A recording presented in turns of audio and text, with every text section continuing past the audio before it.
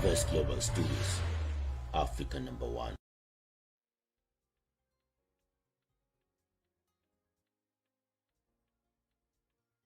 What's up? Welcome to the Global Sunday Show. It's your boy, Lungani Gwala, aka Chocolate Kid Leo. It's another day. It's another Sunday, baby. It's about to go crazy. Wait a second. I just want to find out if you guys can hear me properly, because I know when things go according to plan, there's always that one thing that will drive you crazy. So I'm just gonna check right now if people on Facebook and people on YouTube can hear me properly. I know my team here can hear me properly, but I just want to make sure this is all about you and our special guest for today, in which we're going to be revealing very soon. This is the Global Sunday Show, baby. Oh my god! Oh my god! Oh my god! I know that normally the traditional question here on Global Sunday, we ask each other, how was your week? What did you do? What did you go through? And stuff like that. But because we are a bit late, I just want to send an apology to everyone who's watching right now on our channel, on our Diverse TV channel, on Facebook and also on YouTube. We're really sorry. We always blame it on the technical error. Technical error, baby. Hello to you. And yeah, you the blame for today. Yeah, you know what it is. If you have been following me on Instagram, Facebook, and YouTube, you know exactly what's going on today. We've got my man Damien Lamar. Oh, it's gonna be insane. It's gonna be crazy. He is so amazing. He's a multi-talented gentleman, and I look forward to know more about him. Please, if you have any comments, you have any questions, drop the comments below. You have questions, drop them below. We'll make sure that we get you in contact, or will make you communicate with Damien Lamar. Oh my god, I am so excited, but let me reveal my hosts. All the way from South Africa, we have Miss Classic.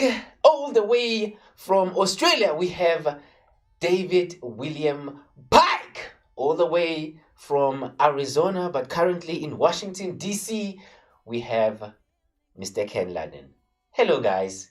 Welcome to the Global Sunday, and take over the show. Welcome. Thank you very much, Lungani, and welcome everybody. We've got people coming from all over the globe, and usually we just say a little bit about our week. My week has been a week of travel, and also we're having historic heat waves in the U.S., and so it's been a week of sweaty travel.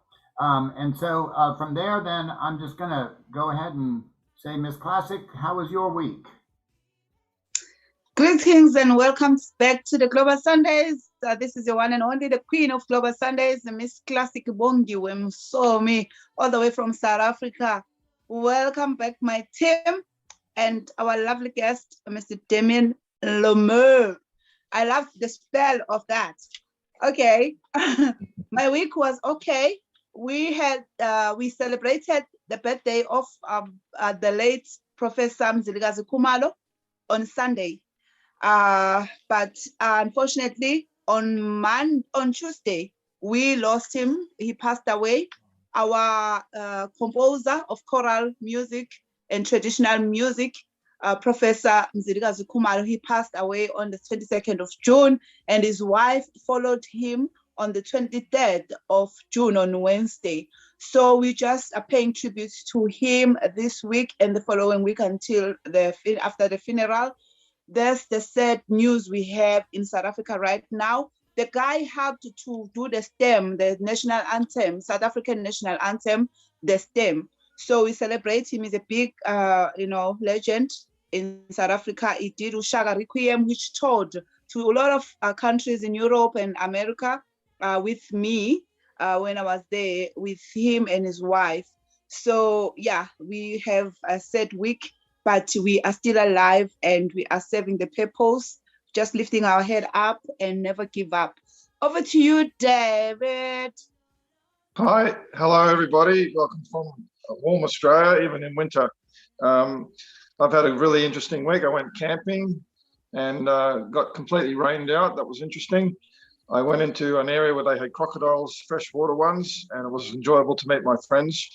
Then I had to explain to my landlord why I'm setting up the tent in the backyard. She thought I was just camping there as a casual tourist. And also, I'm driving a police vehicle. I do driver training for young people. And I have a nerve-wracking experience every Tuesday afternoon where young people take me on and I sit in a car and I have no other controls, just my voice and my sanity. And they take me on 2-hour trips on the road. It's very dangerous. No, it's not too bad. But anyway, they've given me the police car and a fuel card to pay for all my expenses. And I'm driving this police car around and people are asking, what's this guy doing with his little Stanford hat on, right, driving around in the police car. So that's me. Well, that's How great. are you? Well, I'm doing well. I also was very sad to hear the news of Dr. Kamala and his wife, and I was very aware of the fact that he wrote the national anthem of South Africa and has made huge contributions to music for decades. And so it's a very sad day with his passing. Well, we're going to go right away into the entertainment news now with Lungani, and we'll see you on the other side of entertainment news. Stay tuned.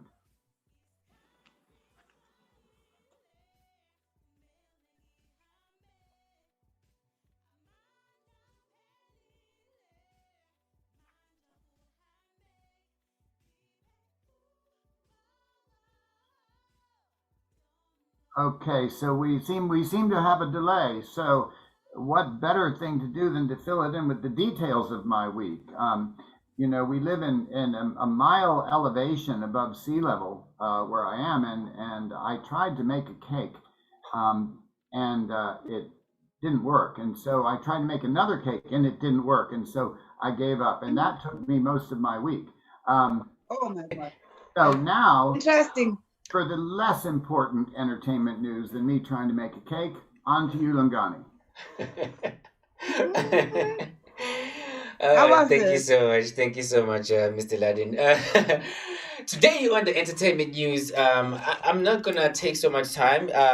If you remember last week, we had a lovely lady by the name of Lysandra. I'm just gonna play her music video where she talks about women abuse. And she is asking, what have we done? Unfortunately, it's in Zulu, which is one of the African languages, but it's a lovely track. She's talking about women getting abused, and she's asking a lot of questions. She doesn't specify actually if she's talking to men or she's just talking about women in general. What have we done as women? I'm talking on behalf of women.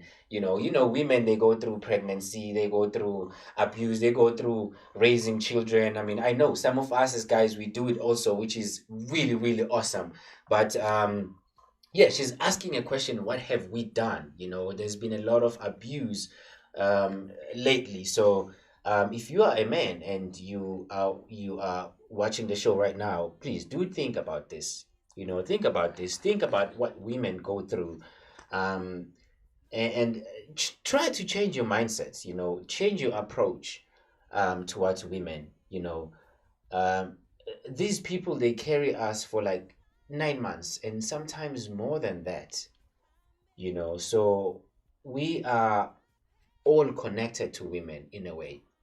So we need to show them some love. We need to understand them. I know, trust me, I know they are crazy sometimes, but we need to understand them. We need to reverse and think back, think of all the things that they go through.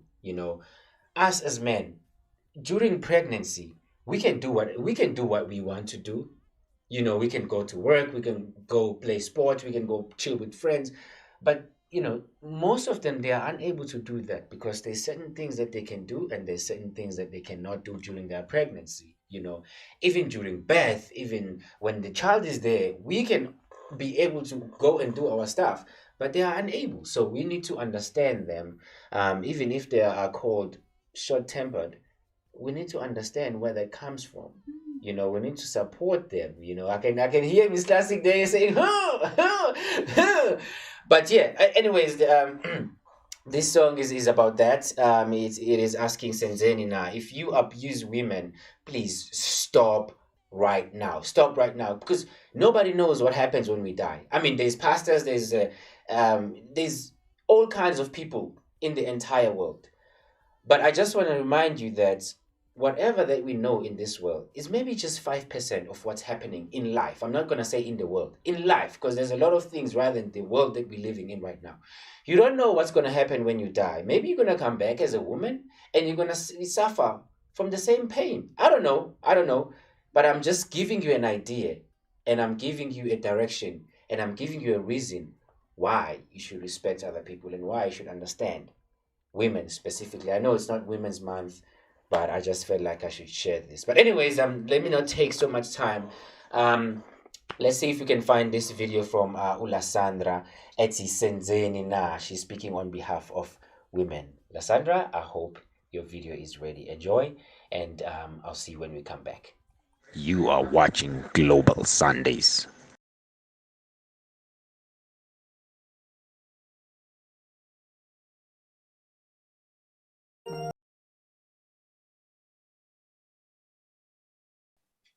Miss Classic. Welcome back, my team and everybody at home. And I greet those who just came in now, our viewers, our lovely viewers at home.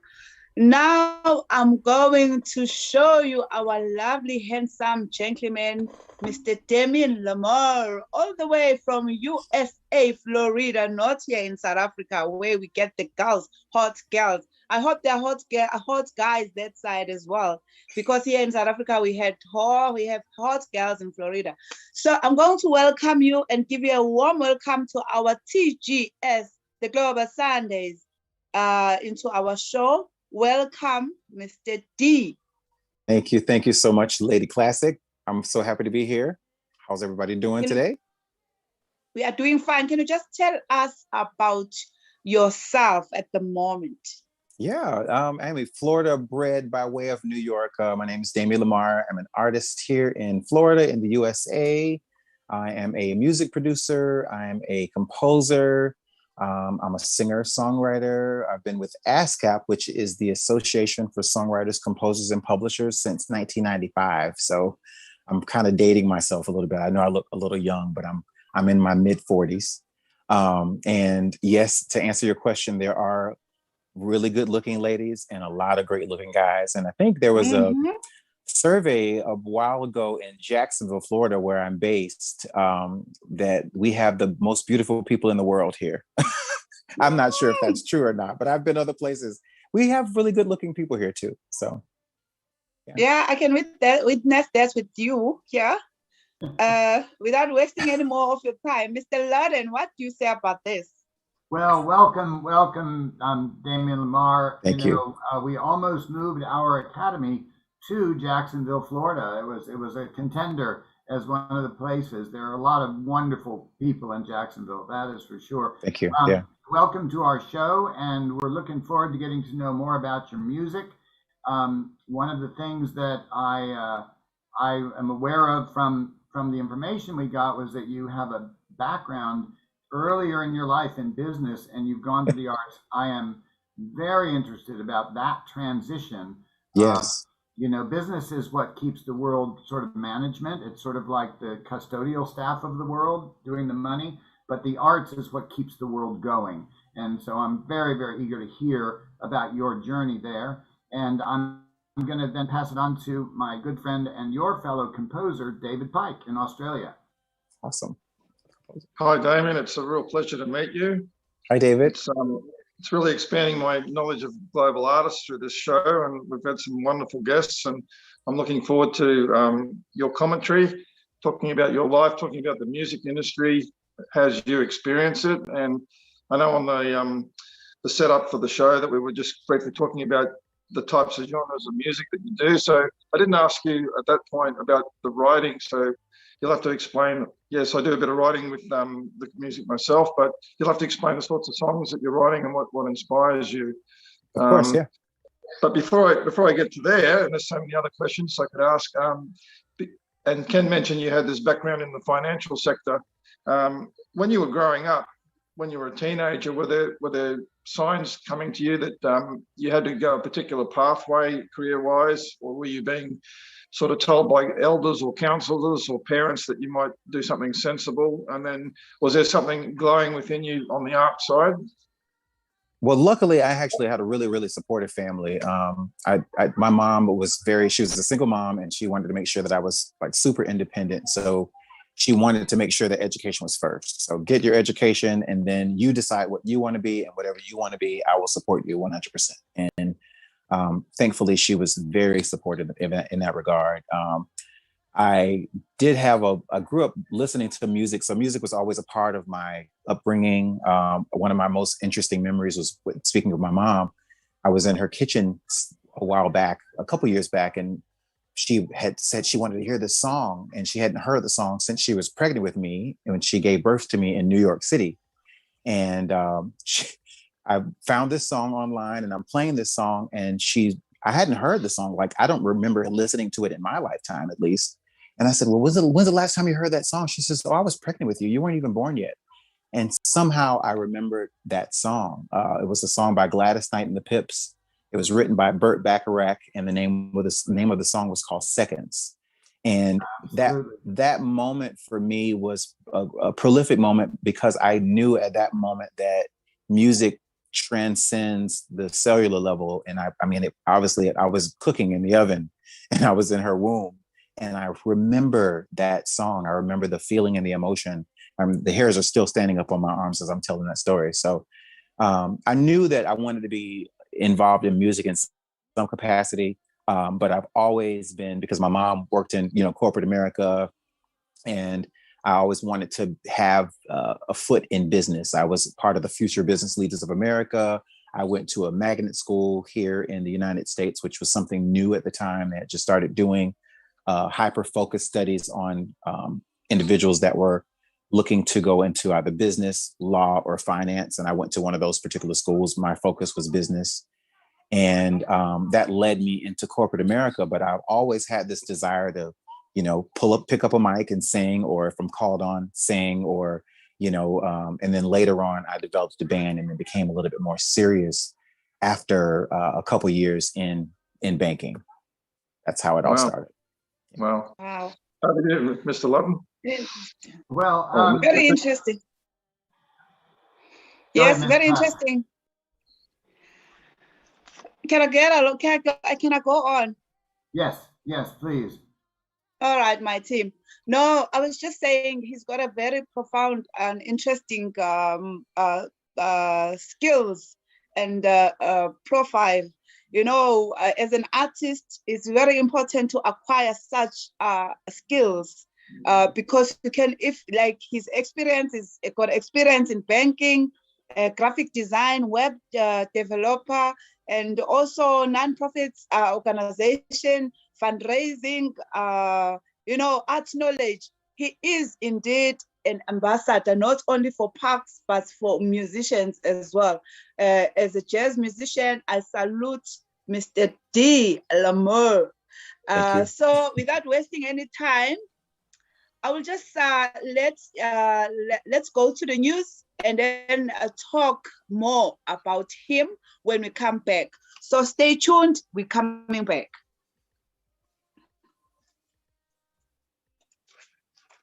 Okay, welcome to the Global Sundays. It's the Global Sunday News. Reporting for Global Sunday News, I'm Kenneth Ludden, of course. Today is June 27th, 2021. We prepare our news feed in advance, and so there are a few additions to the news today that I need to add. One is the fact that there was a building that collapsed in Miami, about 400 or 500 miles south of where Mr. Lamar is right now. This building was, there's still over 150 people they don't know where they are, not unidentified, but they don't know where they are at the moment. Quite possibly they were in the building. It happened in the middle of the night. A very good friend of mine lives in the building next door to that building. And so that is an ongoing, very serious situation in Miami, Florida. And also, George Floyd, a United States citizen, was ruthlessly murdered by a policeman named Derek Chauvin. And just yesterday, Mr. Chauvin was sentenced. He was convicted of second-degree murder, and he was sentenced for 22 and a half years in prison. There are still 4 more trials of things that he had done, and those sentences are likely to add on to that. But turning away from that, but staying in the very serious vein, there had been exposure of problems with some of the vaccines for younger people for the COVID. There's also infection rates rising in Malaysia, and then we go on to several other serious topics. So we will catch you on the other side of the news, but here for Global Sunday News is our first report from Adaderana Studio 24 in Colombo, Sri Lanka. Good evening and thank you for joining with us. We'll be starting off today's coverage with another disastrous finding. The US CDC panel finds links between COVID and rare heart conditions in young people, causing even more doubt Currently, the US reached a vaccination plateau as the country fails to make the July 4th vaccination goal. The FDA on Wednesday said it will add a warning about rare cases of heart inflammation in teens and young adults to fact sheets for the Pfizer-BioNTech and Moderna COVID-19 vaccines, but that the benefits greatly outweigh the risks and are still recommending the vaccine for all Americans over 12 years old. CDC advisory groups found the risk of the heart condition in adolescents and young adults is likely linked to the mRNA vaccines, and that the risk is notably higher after the second dose and in males. Doctors and hospitals have been warned by the CDC to watch for symptoms of myocarditis or pericarditis, and the FDA warning will further raise awareness. These rates appear higher in males than females. But in a Wednesday meeting, advisors said the benefits of the mRNA vaccines appeared to clearly outweigh the risk. In a separate report, the CDC said the patients with heart inflammation following vaccination generally recover from the symptoms and do well. The cases are extremely rare. Data from the CDC suggest heart inflammation is seen at a rate of about 13 cases per million in the 3 weeks after the second shot in 12 to 39-year-olds. HHS, along with leading U.S. doctors groups and public health officials, issued a statement urging all eligible Americans to still get vaccinated. Malaysia may be on the brink of collapse as infection rates skyrocket daily and death tolls even pass those of China's despite the massive difference in population numbers. For more on the World News special correspondent Avantika Gunasekaran from Kuala Lumpur in Malaysia to give us more details. Avantika? Yes, Zahid. Malaysia has plunged into a new depth of devastation in its fight against the COVID-19 pandemic after it overtook China in the number of deaths. The number of deaths involving Malaysians had gone beyond China's toll of over 4,000, despite China having a population of 1.4 billion against Malaysia's 32 million. The toll of confirmed cases has also been surpassed by Malaysia. The plan announced on the 15th of June involves 4 phases of recovery. The first is the ongoing lockdown enforced from June 1st until next week. This is followed by the second phase, when there are fewer than 4,000 new daily cases. 10% of the population is vaccinated, and the bed utilization at intensive care units fall below 75%. However, it would appear none of the 3 conditions will be met by the end of the month, with almost 900 people still in ICUs. Meanwhile, in Thailand, people are getting to see the light of day as new royal gazettes legalize the relaxations of restrictions, allowing much awaited meet and greets to finally take place. Back to you, Zahid. Thank you. That was the World News special correspondent Avantika Gunasekaran reporting to us from Kuala Lumpur in Malaysia. The dream has come true.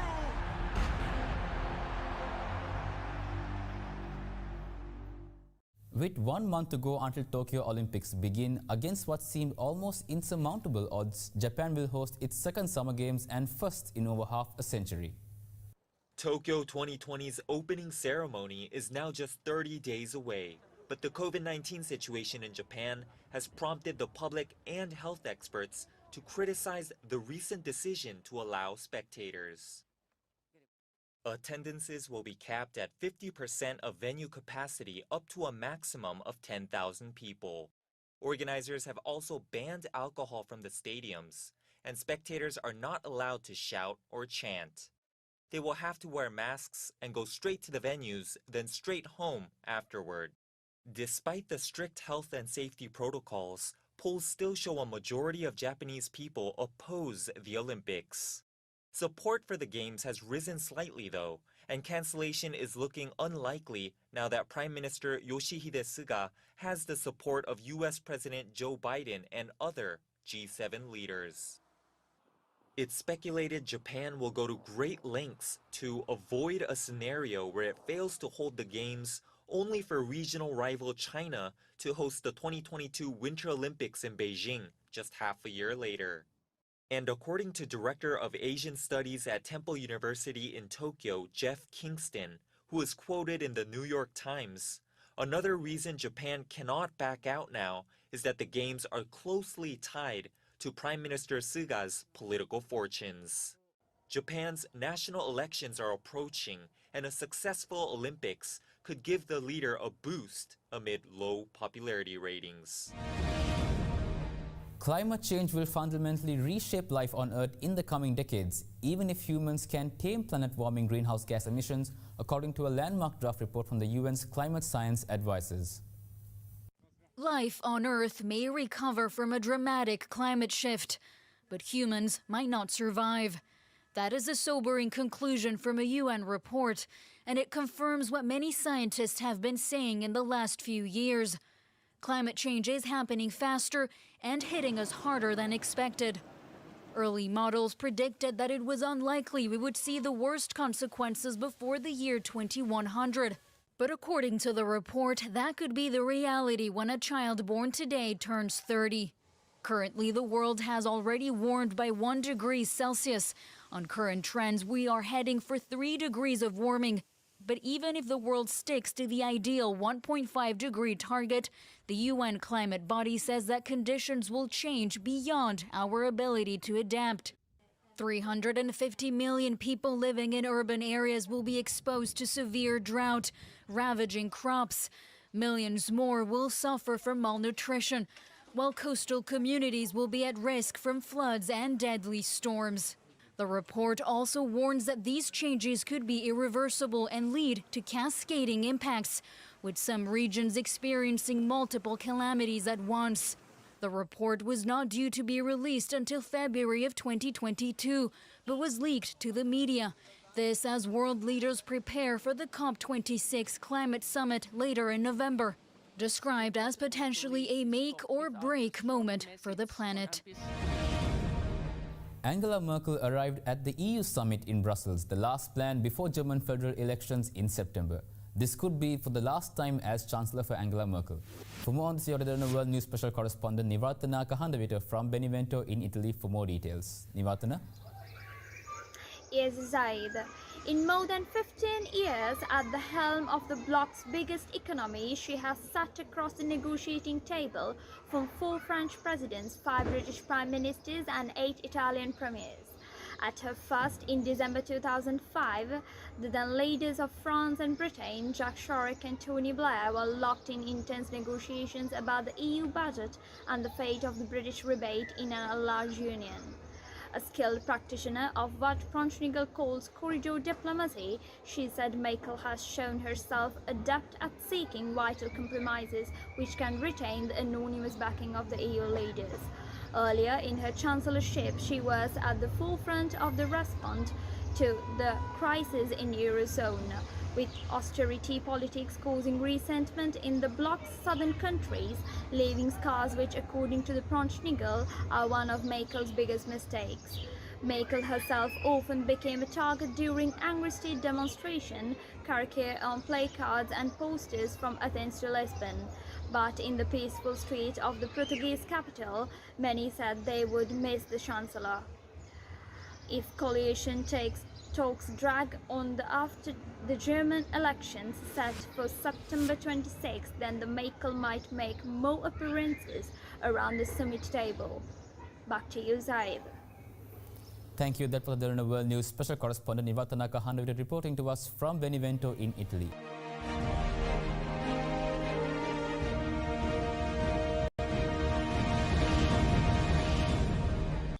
That was our first news segment. We will continue to keep everybody posted of these very serious situations going on around the globe, and we will take a look at more news later. Now, in the meantime, we're going to come back to our show, and we're going to come back to our distinguished guest, Damien Lamar. We're about to listen to one of your songs on video, Damien or Mr. Lamar. I don't know what you prefer. Would you want to talk about this song a little bit? Let's get our viewers ready so that they really can understand what it is that you're doing in this song. And okay, so we have a technical difficulty. So we will go right to Damien Lamar's song and the video, and we'll see you on the other side. You are watching Global Sundays.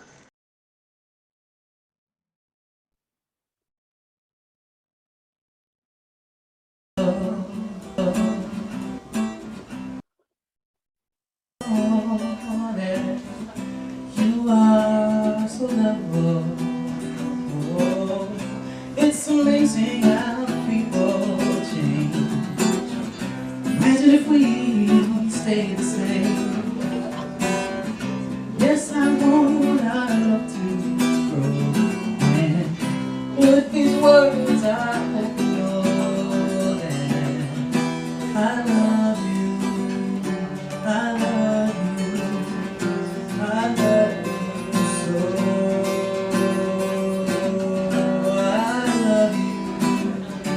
I love you.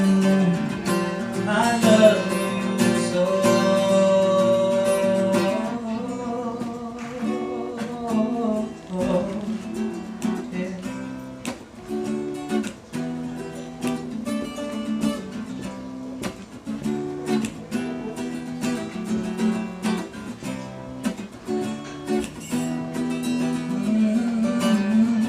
I'm still invincible.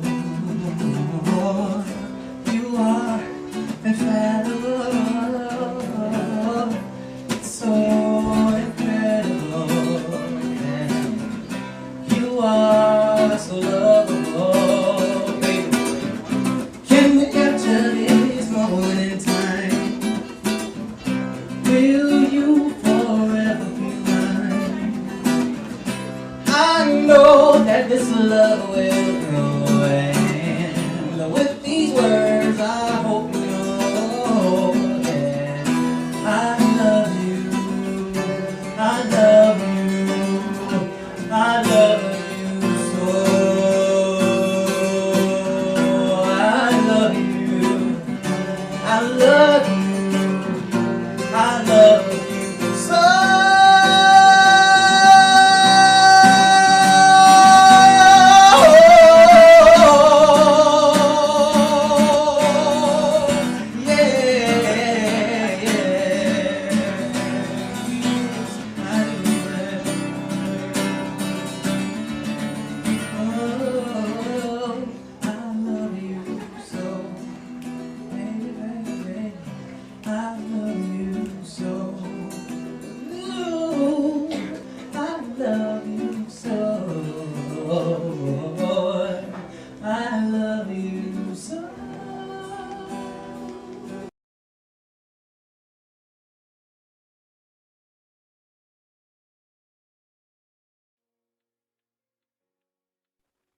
What am I doing?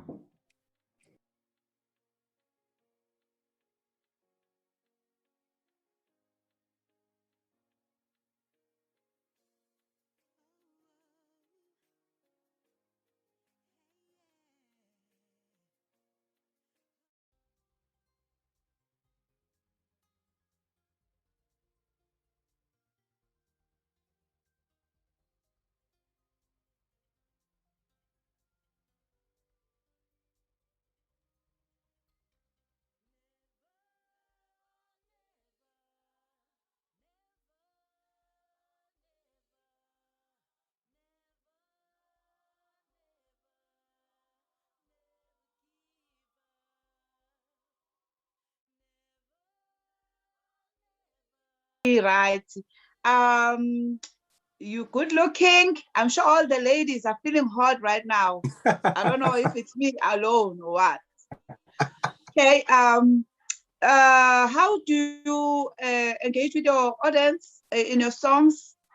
How has it been for you to perform with such wonderful audiences? And I can see how they're responding to you. Thank you. That particular song, "I Love You So," that video was recorded back in 2004, and that was 15 years ago. Actually, it was 2006.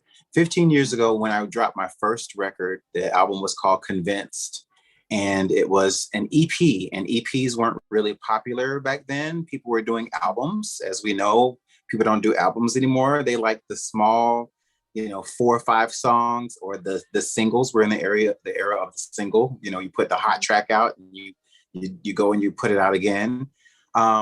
So I've evolved as an artist over the years with the music. And that first project, when I released it, it was a very small project because the majority of it I lost. I had about 42 demos on my hard drive, and they were ready to go to a producer or producers that I was working with at the time. And I suffered a hard drive crash. My computer crashed, and I lost all of my music. So the album, when I put it out, I was able to salvage probably about 6 or 7 songs. And that's why it was a smaller version of an EP. And I had already set a deadline. I had already set a marketing plan, had a distribution plan. I was doing the distribution myself at the time. And I had to stick with that timeline because I had already marketed it. So that was one thing that happened. But to answer your question in reference to how I connect with my audience, I've always prided myself on being a person that's very, very intimate with or transparent in my songwriting delivery. And I recall several instances of performing live and, have people come up going, is all the music that you do is that lovemaking music? Or do you have any music where you're like arguing or fighting? And I'm like, actually, no, because that's not the energy or the atmosphere that I want to cultivate in my music. I want to cultivate love and relationship and understanding and mutual respect through my songs. And I've been doing that for years. And I won't back down from that because love is a very, very strong energy. And it's what the world needs. I think it far outweighs hate for sure. Yes, and it gives us hope. So absolutely. Without wasting any more of our time, I'll just pass it on to Mr. David to give us a hint on you on the first question for the day. Hello again, Damien. Listening to this with great amazement. What an interesting life story you've had into your early 40s, as you said at the moment. You look like a young fellow, still going places. I believe you've got a radio show, or you've started up a radio show. Can you talk about and where you got the name for it? Taste Test Radio. Yeah, absolutely. So going back, I'll give you guys the full story. This is a pretty interesting story. I've been really good friends with David Luckin, who is the station manager of WJCT here in Jacksonville. They are a 60-year affiliate of an NPR, which stands for National Public Radio, based in Florida.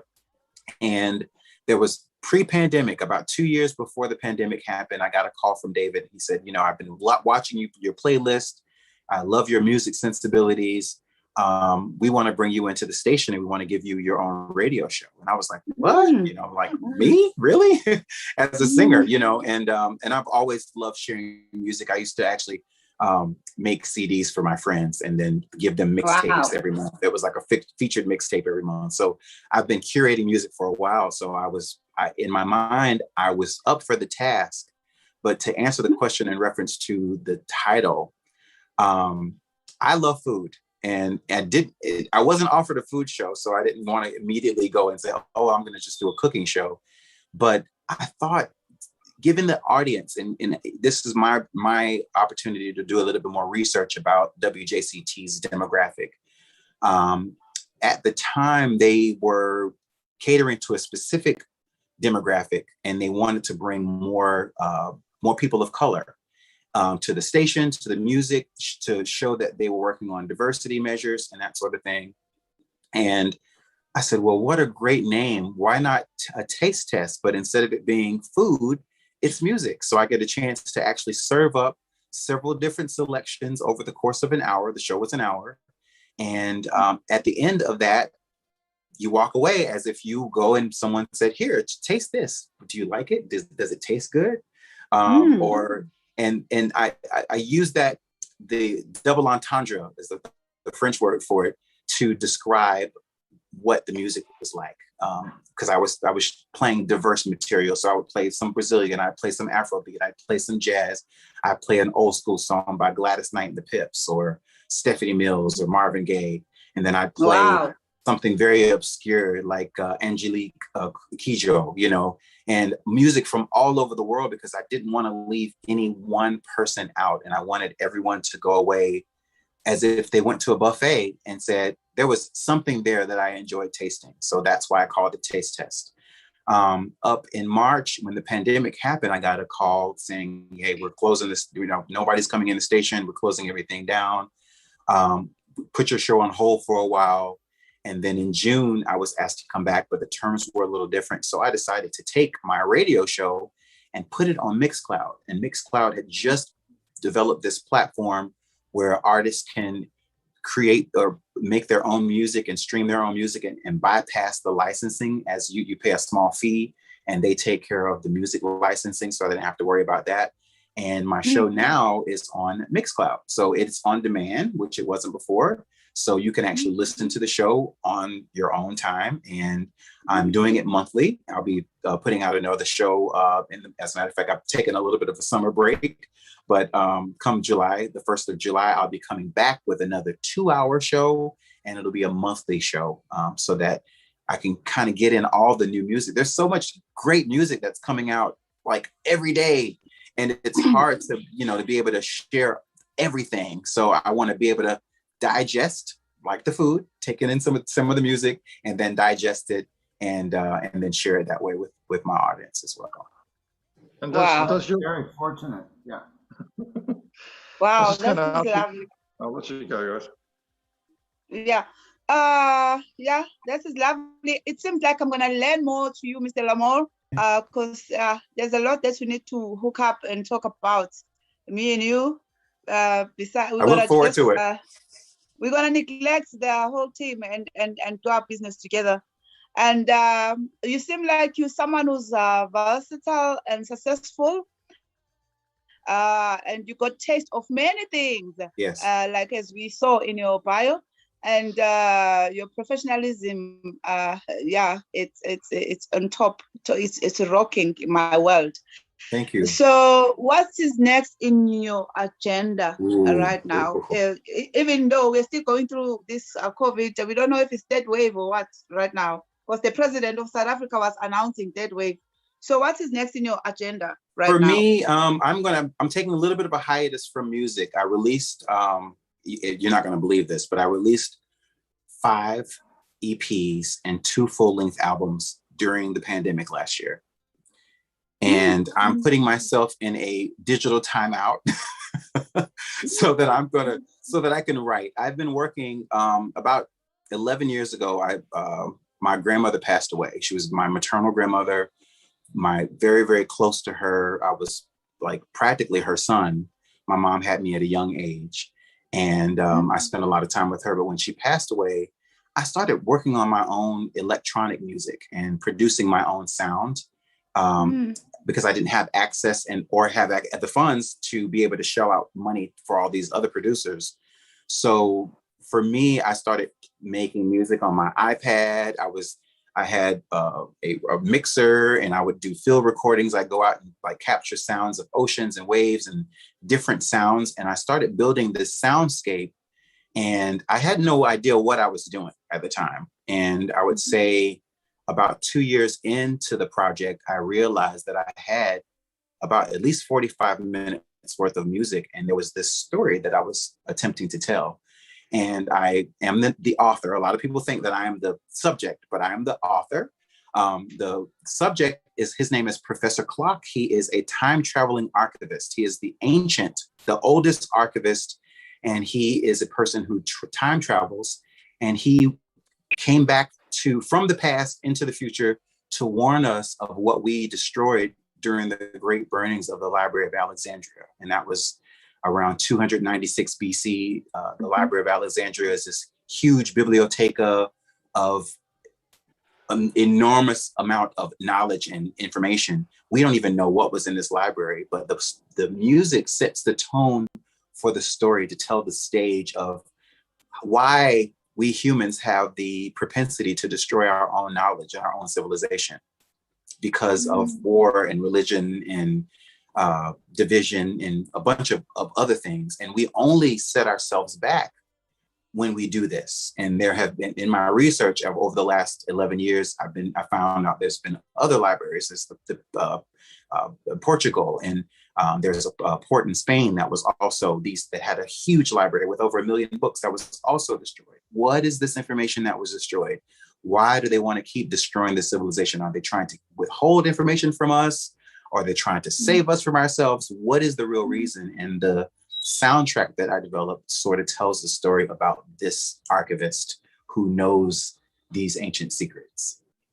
And I'm actually writing that, and I'll be coming out with, I'll give you guys, you're the first to know, it'll be a brand new video podcast series that will tell the story, almost very similar to when J.K. Rowling, who is the author of Harry Potter, how she wrote the books to hone into a specific demographic, young readers from the age of 12 to 16. And then what happened years later when she finally got the movie deal, all those people that read those books, they wanted to see the movie because they grew up with these books. And I want to create the same type of energy around this project where I create these new young fans who love sci-fi, who love time travel, but love sound most importantly. So that's what's next. That is lovely. Fascinating. For me personally, music is essential for my life. Professionally, of course, it's essential too. I am a choreographer. I am a director. I do a lot of editing. I work on films and also do installation works. But what is music to you? Just music in general. What is it in your life? It's just a great question. It's a great question. Music is life to me. It's something I eat, breathe, sleep, music. The only time I'm not listening to music is when I'm completely asleep or if I'm meditating. I prefer to meditate in silence versus meditate with music. But it's something that I will, I would joke about this. If the powers that be, whomever they are, just said, nobody's allowed to make music anymore, I would be seeking asylum on another planet and I would create my own music there. Because it's been a integral part of my life for all of my life since, as I mentioned, since birth and since the womb. So I can't imagine what the world would be like without music. And I'm just so fascinated that so many artists can still put out so much great music, and it's brand new and yet timeless at the same time. So I love seeing what we create as artists. I love it. Wow. David, what is your comment? I'm a little bit interested in how, Damien, the technicality of how you compose the music. Are you obviously a singer and obviously the authorship of the lyrics and things, but do you use, did you learn an instrument, or do you play something on a guitar, or do you play something on a computer, or do you use a soundscape type program that they use? For the creation of the music around the Professor Clock music, I used a garage band. I really had, again, no budget, no real equipment, but I used what I had in front of me. So I had an iPad, I would use my phone, I would use my voice, I would use a microphone. And I had a MIDI keyboard. So I actually knew how I can play keyboard. I had to learn how to play that. I did play saxophone in junior high school, right before high school. Yeah, tenor sax. So I had a little foundation of music theory, and I do know the basis of music theory, and I know how to read some music, and I do know piano a little bit, not enough to play with both hands, but enough to do damage. And so I usually, it's interesting because like going back to band, one of my most interesting memories that I realized I thought something was wrong with me, honestly. I was in band and we were playing the theme to the Exodus.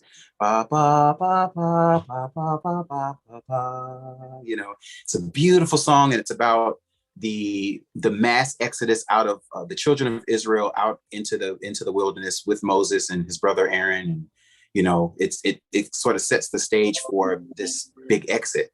And I'm playing my sound. Actually, I was sitting out, I was counting out measures at the time. And I remember thinking to myself, what's wrong with me? Why do I see this? And I started seeing colors, and I thought I was having some kind of like psychedelic moment. And I didn't do drugs, don't do drugs. So I was like, what is this?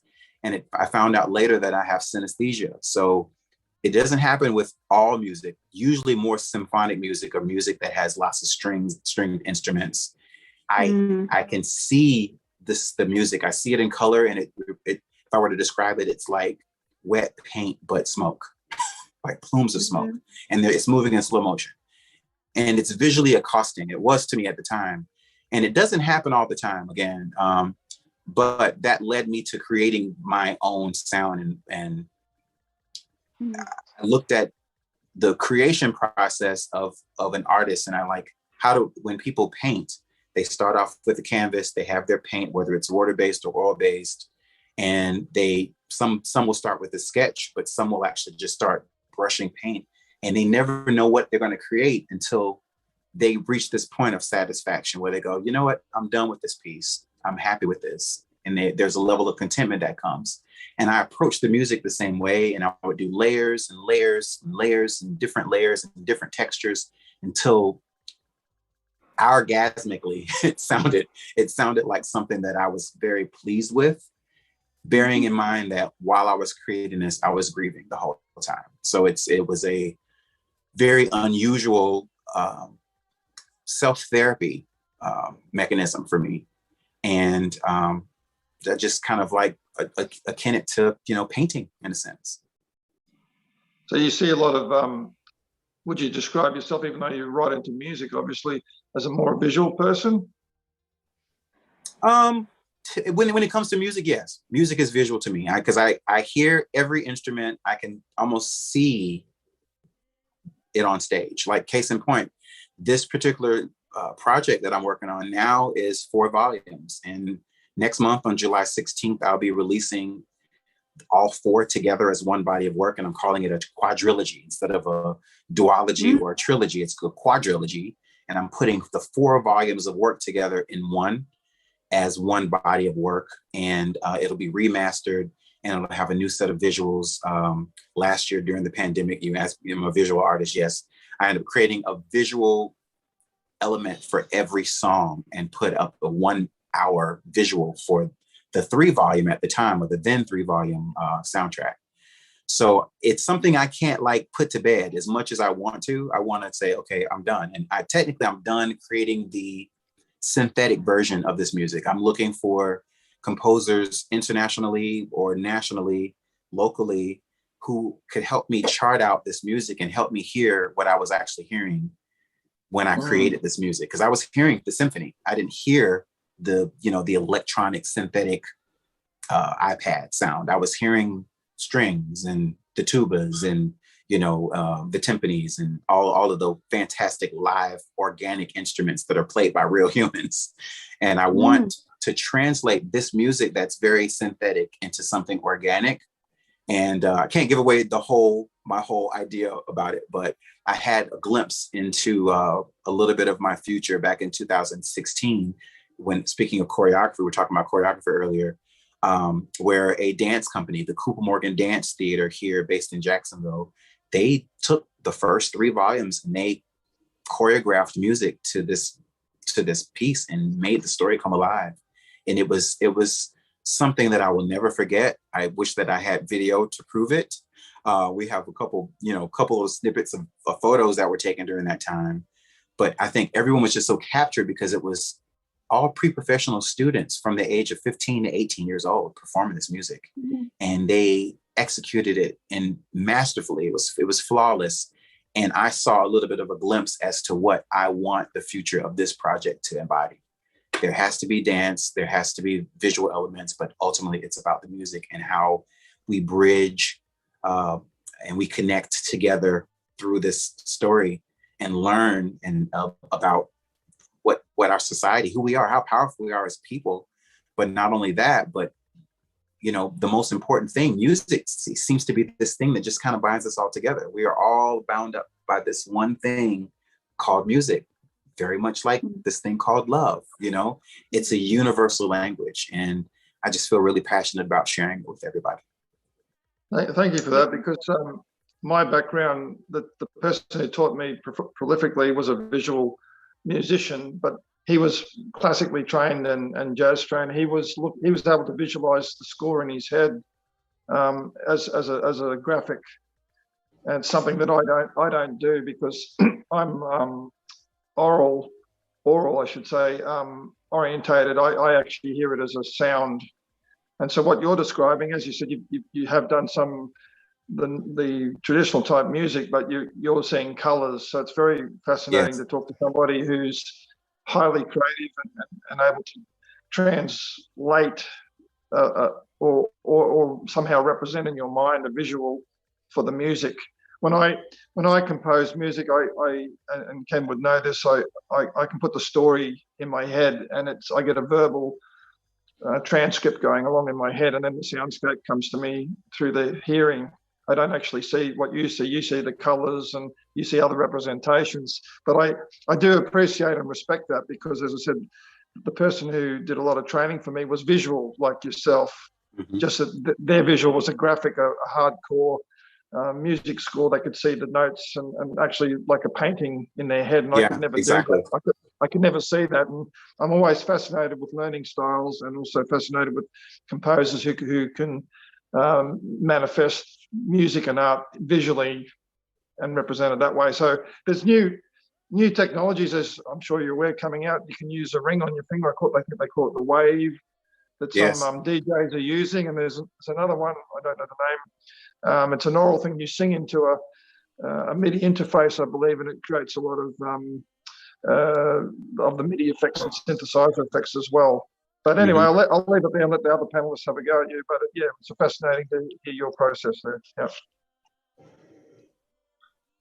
So I know for me, when I have that, what did you call it? Synesthesia? Synesthesia, yes. Yeah, for me, though it's only the number 3 and the number 5. Interesting. 3 is yellow and 5 is red, and it's been that way since I was a kid. And it's not anything else. It's just those two. And it used to be very confusing to me in mathematics class, because I wouldn't see those numbers. I would see color, and I would understand color, and I wouldn't understand the number. And so it would be like, 1, 2, yellow, 4, red, 6, 7, 8, 9. 10. Right. And so it's a weird form of dyslexia. And I thought, I thought something was wrong with me. I thought I had a problem, and I found out that I have directional dyslexia. Like if you tell me to go left, I'm probably going to turn right. So one of my doctors, when I was a kid, he said, just remember, put up an L, and that's your left, and there's your right. So, but I, for whatever reason, it's very interesting. I think our brains, the human brain, is something that's just beyond. Again, we haven't even. I think we've only tapped into maybe 10% or 20% of our brain. We're still not using full capacity yet. When is that going to happen? I don't know. From what I see in the world, not very soon. But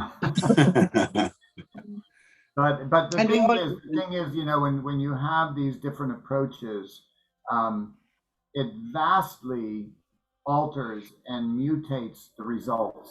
In other words, it's sort of like putting sound through a filter. It becomes something else. And so each time an artistic idea comes through one of us, it becomes something that it can only become through whoever it came through. And so what about you, Miss Classic? What is your response to this? Yeah, no, I know that we all different. Our brain is different in that point of dyslexia. I can really, yeah, say, because I did an inclusive education. Remember, I'm dealing with children with barriers. So even us as we grow as grown ups, we have our own. It's just that we were not screened while we were growing. So at least Mr. Lamar understand himself, and he understands the potential he has, and how his brain operates. Unfortunately, some of us do not even understand ourselves, and it's very important to understand yourself, love yourself, accept yourself the way you are, and be able to get someone, a specialist, who can analyze your brain take. Because you see a lot of students, they're doing dropouts in universities because they register something that the brain cannot take, and then they would deregister and take something else. So at least we are so I'm proud that he understands his brain and how his brain operates, and that is how he has achieved a lot of things in his life. He understands exactly that he has to acquire all these things to help him to be the best multi-talented jazz musician. Yeah, so I will just pass it back to you, Mr. Raden, for the news. I think it's it's that time of Okay. the Yes, hour. thank you, Ms. Classic. Okay, so we'll go on to our second segment of news. Again, from Adaderana Studio 24 in Colombo, Sri Lanka. This survey of the news looks at how things are changing and adapting in our world today. We'll see you at the other side of this clip. Was gathered in Berlin peace in Libya by ensuring the conflict-wracked North African country stays firmly on the path toward general election on December 24th. Libyan Prime Minister Abdul Hamid Dbeibah attending UN-sponsored talks in Berlin aimed at finding lasting peace for his war-torn country. His foreign minister was hopeful that progress had been made on Western demands to withdraw an estimated 20,000 foreign fighters from Libyan territory. We have a progress in terms of mercenaries, so hopefully within coming days, mercenaries both sides will going to be withdrawal. And I think this is going to be encouraging and will build the trust measurement from both sides, and then other steps will follow. Germany warned that the withdrawal of foreign troops was a delicate balancing act. Libya descended into chaos after the toppling of dictator Muammar Gaddafi in 2011. It's since been split between two rival political and military factions: the internationally recognized Government of National Unity in Tripoli, which is supported by Turkey, and the Russian-backed Libyan National Army, led by strongman Khalifa Haftar, who controls much of the south and east. A ceasefire was agreed last October, but progress has since stalled. Ahead of the talks on Wednesday, the US Secretary of State said elections must go ahead as planned in December. While Libya's foreign minister said progress had been made in Berlin, a final communique from the conference specified no concrete new measures. Russia said it had fired warning shots and dropped bombs in the path of a British warship to chase it out of waters, Moscow claims, in the Black Sea off the coast of the Crimea Peninsula. There are conflicting reports over an incident involving Russian military forces and a British naval destroyer in the Black Sea on Tuesday. Interfax news agency in Russia, quoting its defense ministry, says that a Russian ship fired warning shots at HMS Defender after it crossed into waters claimed by Russia near Crimea and Russia's local Navy headquarters. The incident's even said to have involved a Russian military jet dropping bombs in the path of the British vessel, which left afterwards. But the British government is telling a very different series of events. Its defense ministry says that no warning shots were fired, there was no jet dropping bombs in the ship's path, and says the Russians had given prior warning to ships in the area that it was just doing weapons training that day. HMS Defender was passing through on the way to Georgia, the UK says, and some Russian vessels did shadow it, which is normal. Ukraine's foreign minister says the incident was evidence of Russia's, quote, aggressive and provocative actions in the area. We have some good news for you. In an attempt to save the planet and reduce the plastic waste, Lego is going green. Instead of using oil-based plastic, the Danish toy maker said that it will sell products with bricks made from recycled plastic bottles in 18 to 24 months. The recycled material that the company will use will be from plastic bottles that are proven safe for beverages in Europe and the US. Lego said last year that it would invest $400 million over 3 years in order to entirely switch the existing plastic bricks to sustainable material by the end of the decade. In manufacturing its products, the company uses some 100,000 tons of plastic each year. A 1-liter plastic water bottle will yield about 10 standard Lego bricks. An aide to Iran's outgoing president says Washington has agreed to reverse over 1,000 Trump-era sanctions. Meanwhile, US authorities have seized several websites linked to Iran, including an English-language news channel. The Iranian government is saying that Washington has agreed to lift all sanctions on Iran's oil and shipping industries just days after the talks to revive the 2015 nuclear deal adjourned in Vienna.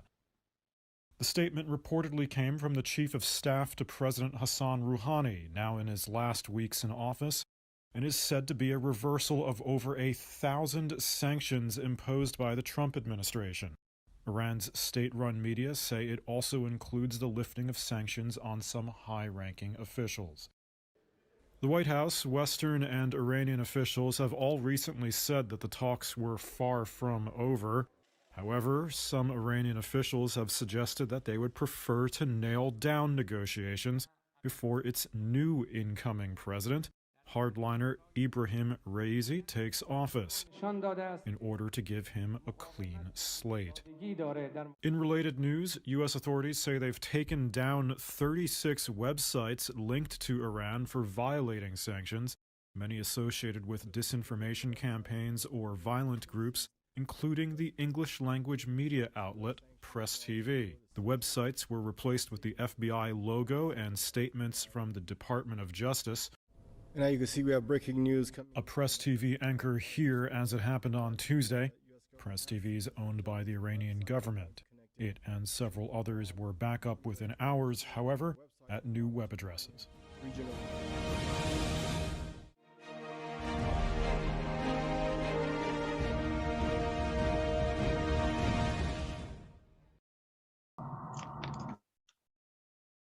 Welcome back. That was our news survey of the world.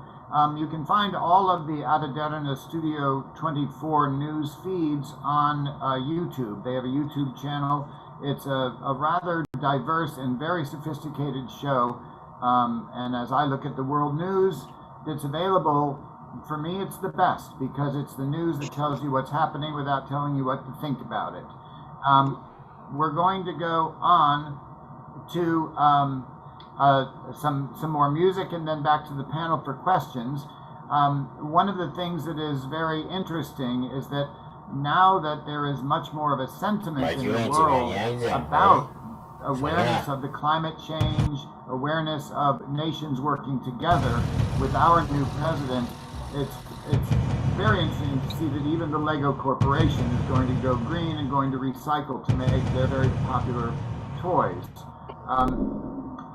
And so I believe if the technical crew is ready, we're going to see some awkward music. Let's see what happens. Yeah.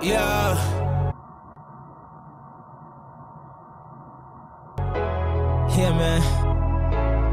I double up. I just caught some bitches in my party. Bottles popping, yeah, we in the lobby. Smoking everywhere, I got my hobby. Pour up here, roll up, it's my party. Double my pills, I double your pills.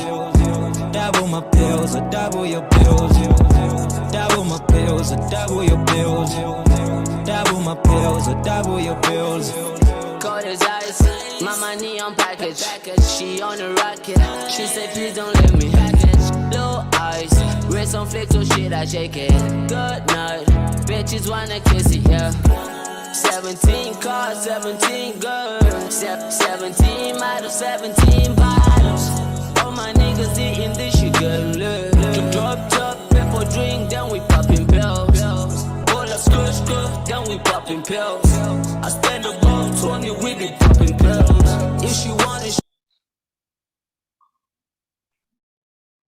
She gon' get a heater like a mill. Upward music, now we in the building. Cover my bitches with all of my chains on. Middle finger with my rings on. I got your bitch on my bando. We'll be riding, we'll be party. I wanna roll with your body. Double piss on my body. We'll be smoking in the molly. I just got some bitches in my party. Bottles popping, yeah, we in the lobby. Smoking everywhere, I got my hobby. Pour a beer, roll up, it's my party. Double my pills, double your pills. Double my pills, double your pills. Double my pills, double your pills. Double my pills, double your pills.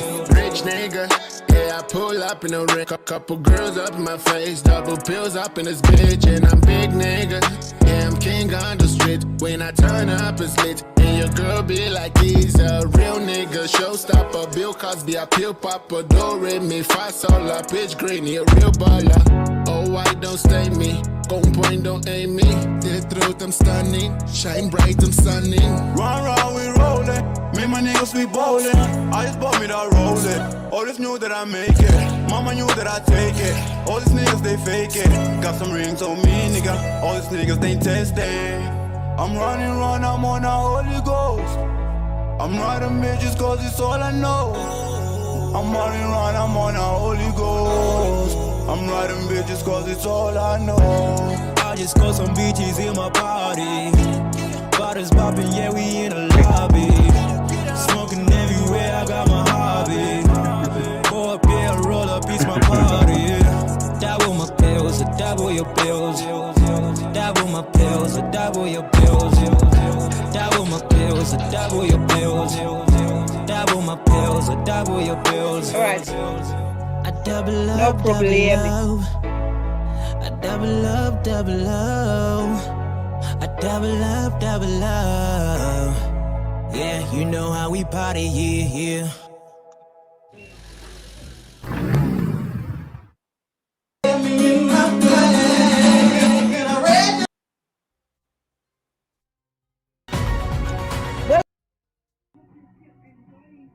Viewers at home and my handsome guest all the way from USA, Florida, it's Damien Lamar.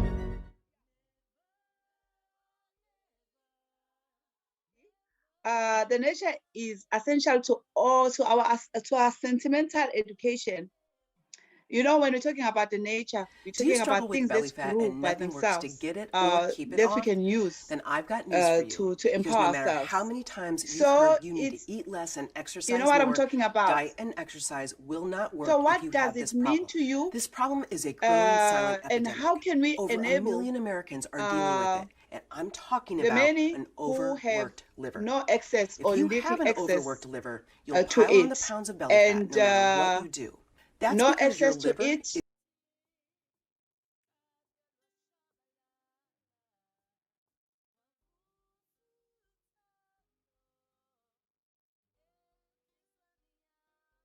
You are watching Global Sunday.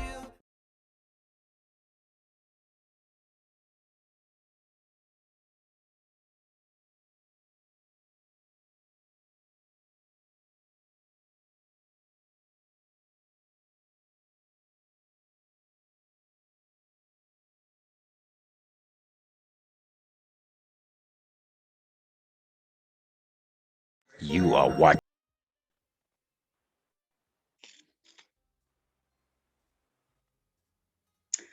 Welcome back to our panel and our handsome guest, Mr. Damien Lamar, and also to our interesting viewers here at our the Global Sunday TV show.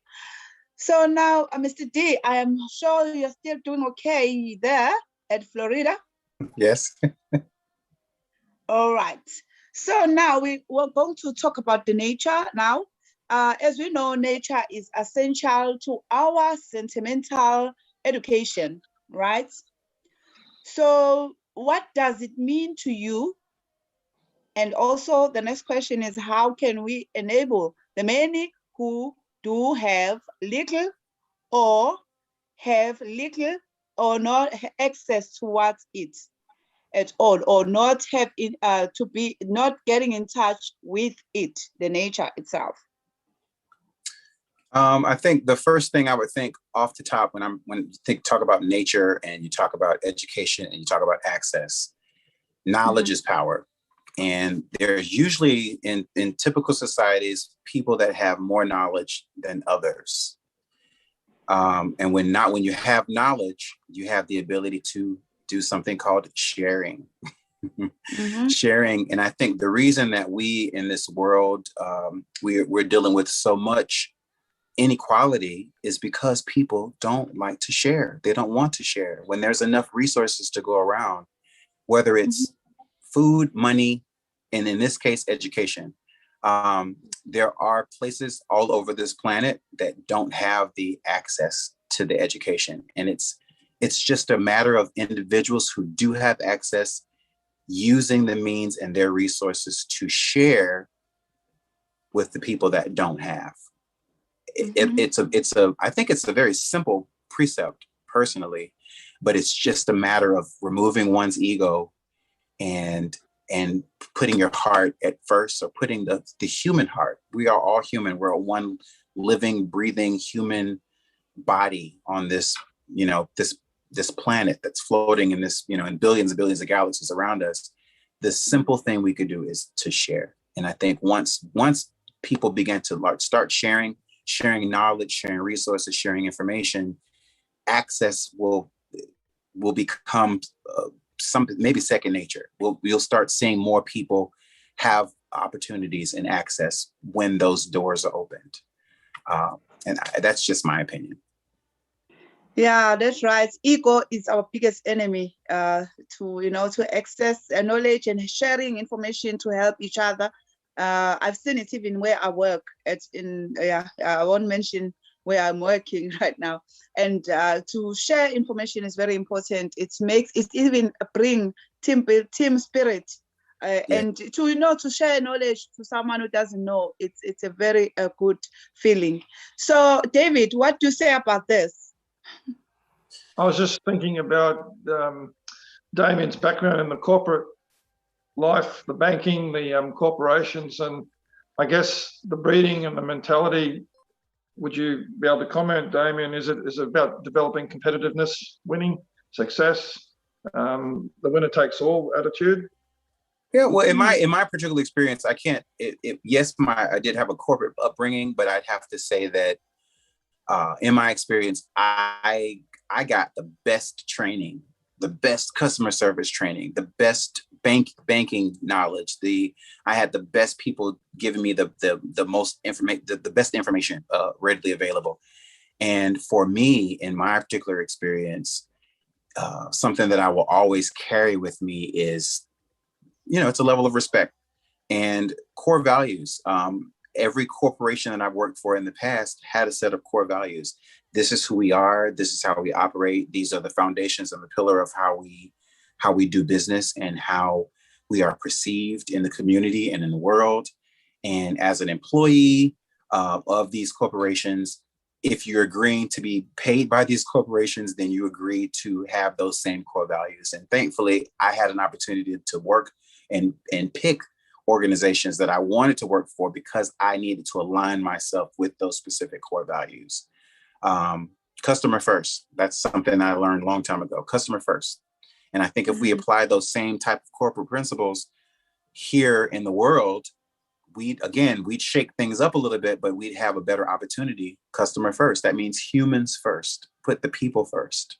Have their needs up front first and foremost, and then you can address the real issues. That's something that I learned, and I'm not sure everybody else had different experiences. I mean, I had conversations sitting at the boardroom and being on conference calls, and I had an opportunity to travel all over the United States and meet amazing people and had an opportunity to train people on how to give better customer experiences, better customer service. So again, customer first. I think that's the biggest thing. One of the things when we're talking about nature and how nature informs us, my father always said, if you have a problem and you can't figure it out, go and just spend an hour or two in nature, and you will see nature will show you the answer. And Right. there was a time that I was traveling in, this is back when there was a Soviet Union. I was traveling in the Soviet Union, and when I was gone, the assistant in our dance facility tried to take over the dance facility. When I came back, it was almost completely destroyed, and I couldn't understand. And so my father said, just go in nature. So I went and noticed that the path along the walk at the back of the house needed to be weeded, and there were violets growing underneath lilac bushes. And so I started, and there were these vines, and I started tearing out the vines, and then I looked, and I had torn out all these violets, and I'm like, what, how did that happen? And then I noticed that the vine, when it was up in the bush of the lilac, its leaf mimicked the bush of the lilac leaves, and when it was down on the ground, it mimicked the violet leaves, and it was adapting itself. And that's when I understood, oh, that is what that person did. They imitated being me and went to the authorities that had the funding and got them to give her the funding instead of me, but they didn't know that it was something different. And so when you talk about nature, nature is canny, nature is sophisticated, it is smart, but it always, as you say, is customer first. Nature is there to produce air, to produce food, to produce more soil for more plants. So there's a lot we can learn. It even have gold, you know. Yeah, we can be rich. We can be rich with nature, and you know, people can plant seeds and have food. And yeah, let's go to David. What do you say? Well, that leads on to a next question. Was Damien, in your radio show, you talk about social responsibility and promoting parks and gardens. I guess that comes under the category of environment and nature. So what sort of philosophy do you impart to people that listen to your show if they didn't know where to begin, but they wanted to have the more parks and more nature areas in their community and the benefits derived from that? Well, I guess there's two things, and I know that some of my background is confusing because I consider myself a polymath, and for that people that don't know what that word means, it's someone. The term is jack of all trades, master of none. I know how to do a lot of different things, but the park aspect of things, I had a really unique opportunity where I worked for Jacksonville's oldest public park. I worked for a nonprofit that managed the park. At the time, it was overrun by transient population, vagrant population, and it sat right in front of the city hall, right outside of the largest library in the state of Florida and next to a state-of-the-art museum.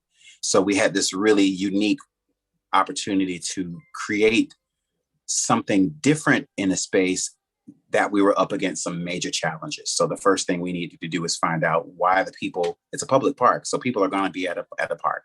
But what can we do for the people, since we want to make it inclusive for everyone, not just the vagrants and the transients?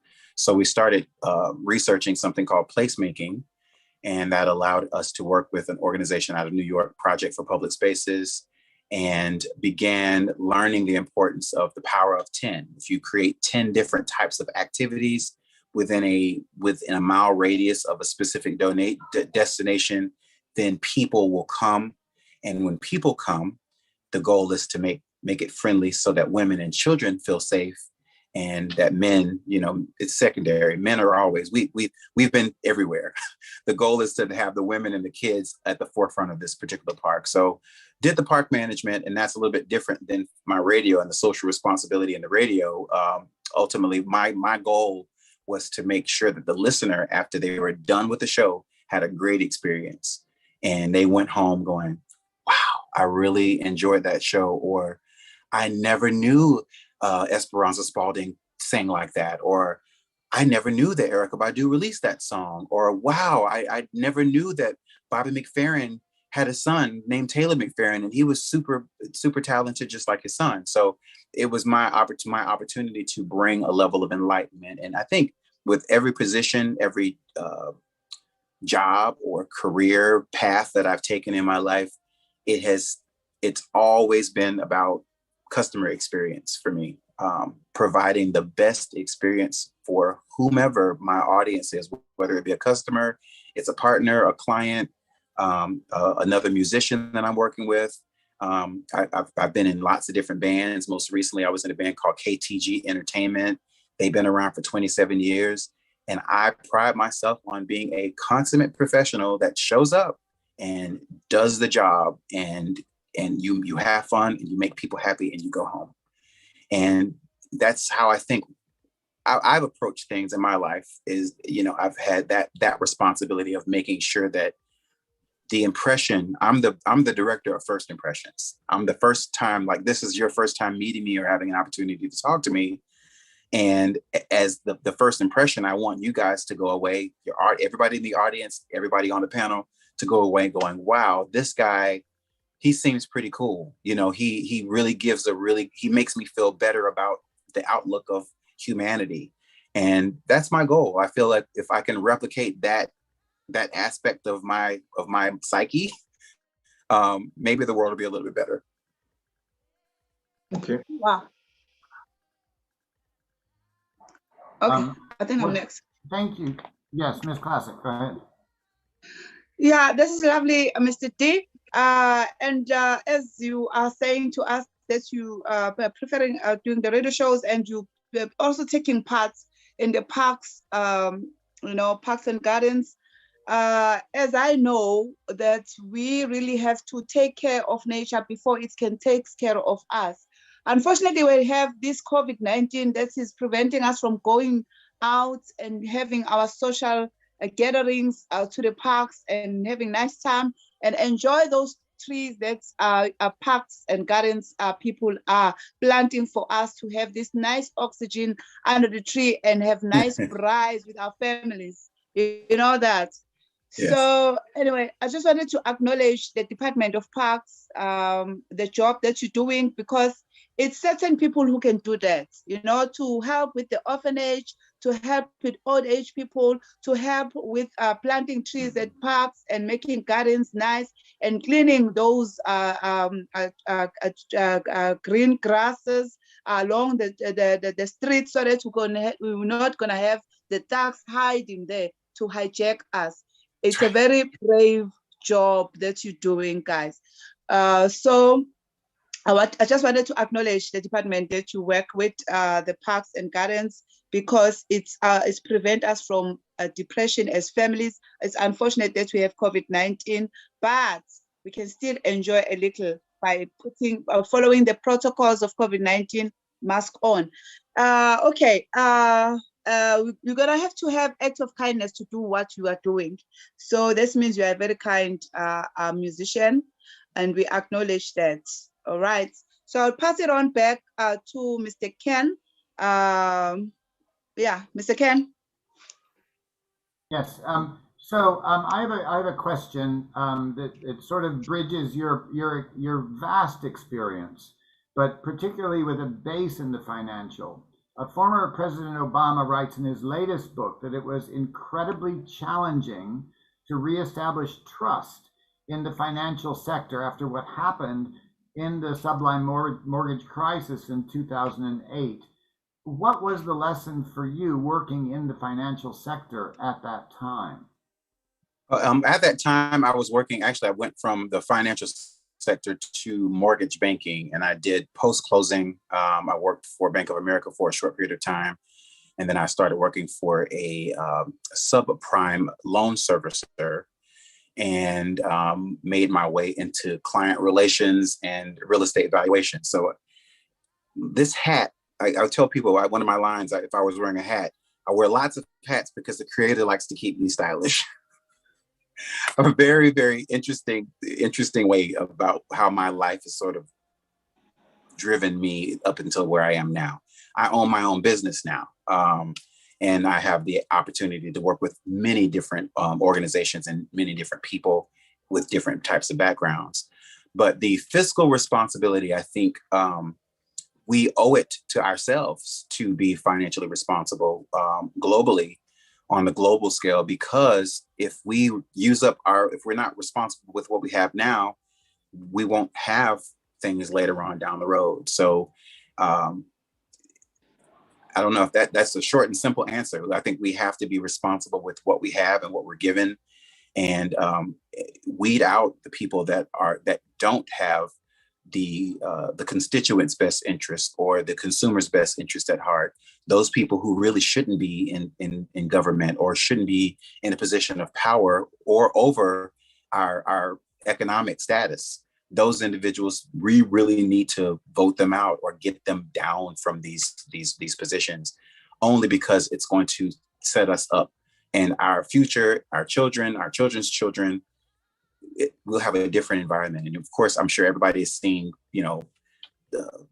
heard talk about capitalism and the end of capitalism. I'm not sure if that's going to happen in my lifetime or not, but I do know, even with the beginning of cryptocurrency, which, back when Obama was president, cryptocurrency wasn't even talked about. We weren't talking about cryptocurrencies. So now there's a new currency at play and a new level of understanding of how this currency works and how volatile it could be in comparison to here in the States, where we have, Wall Street and the volatility of stocks and mutual funds and that sort of thing, or other investment opportunities. But I think we definitely need to be fiscally responsible globally. And again, I think it goes back to that key word again: sharing is caring. And when we share, how do you trust the the financial institution, when financial institutions act like, desperate used car salesmen just trying to get all the money they can? That's not responsible. Right. How do you advise people to be personally fiscally responsible? Whom do you trust with the management of your resources? And that's a great question. Know what to trust? That's a great question. I think, especially now, we as citizens of wherever we are, I know many of us are in different places on the globe right now, but wherever we are, it is in our best advantage to learn who is over our banks, where we're putting our money.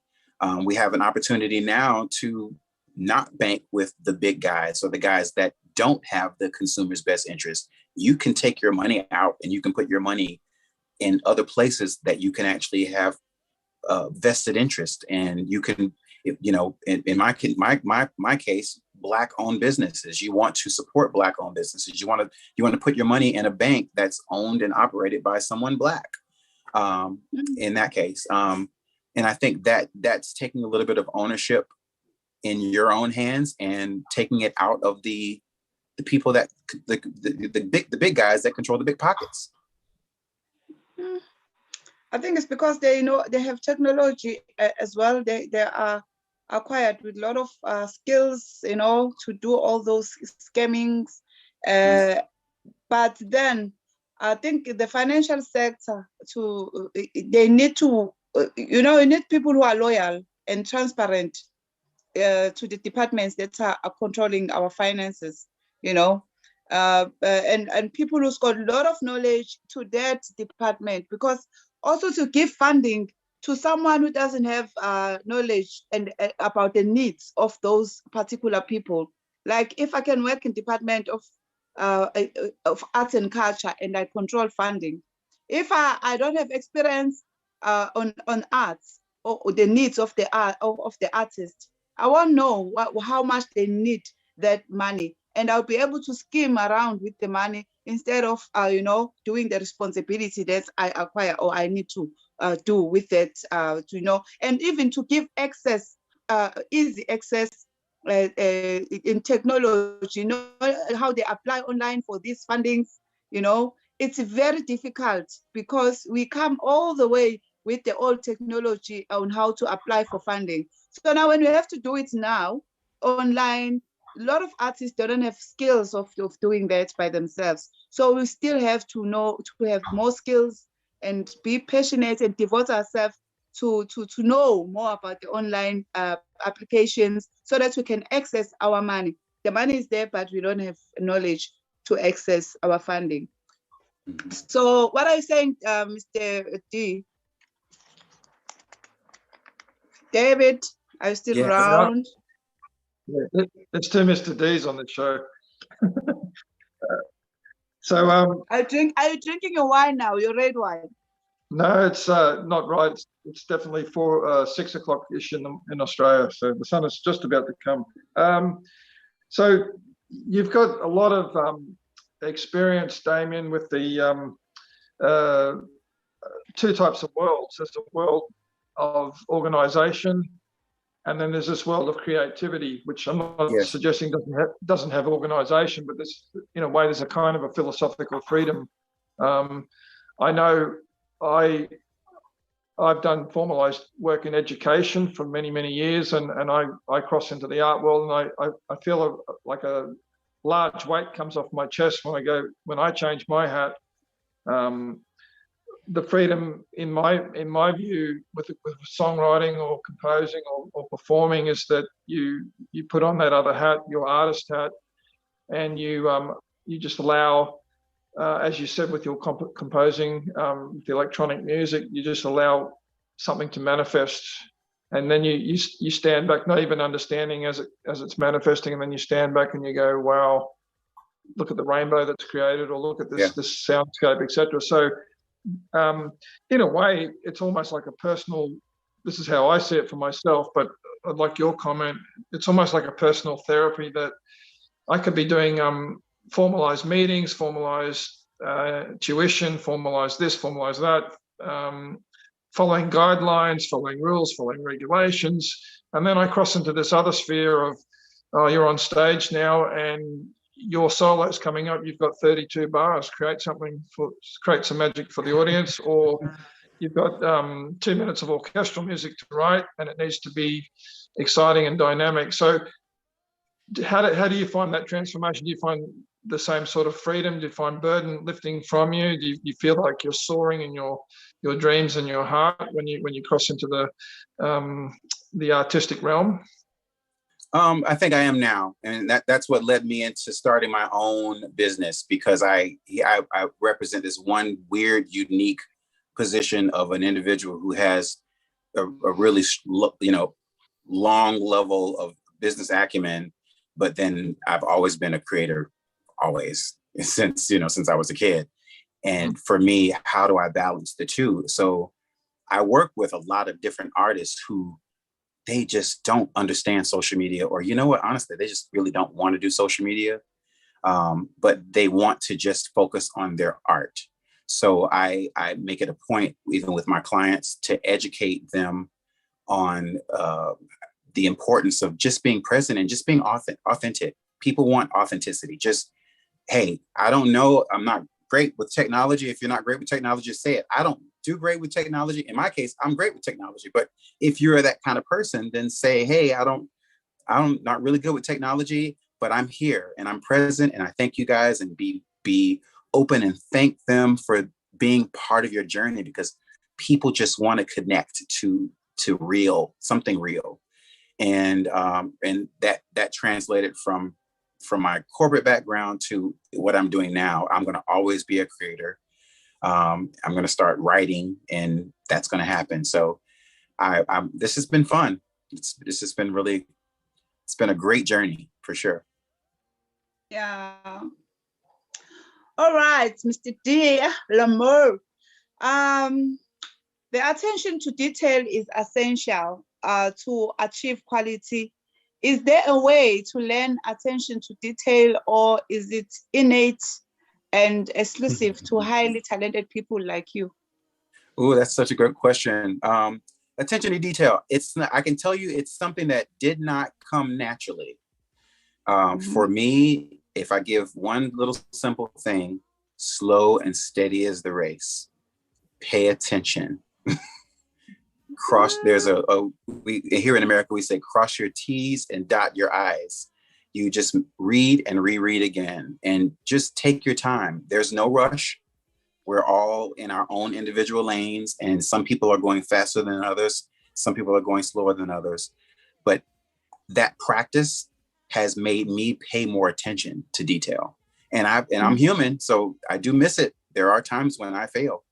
But ultimately, going slow, being intentional about things, and just checking again, making sure that you, especially if you're going to credit someone or you're going to if you're going to mention something, know your facts so that you don't have, like, the proverbial egg on your face.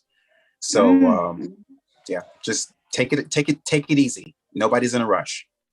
And you're allowed to make mistakes, right? Everyone Absolutely. is allowed to make mistakes because we learn from them. Mr. Laden, what do you say? Mr. Laden, are you feeling hot?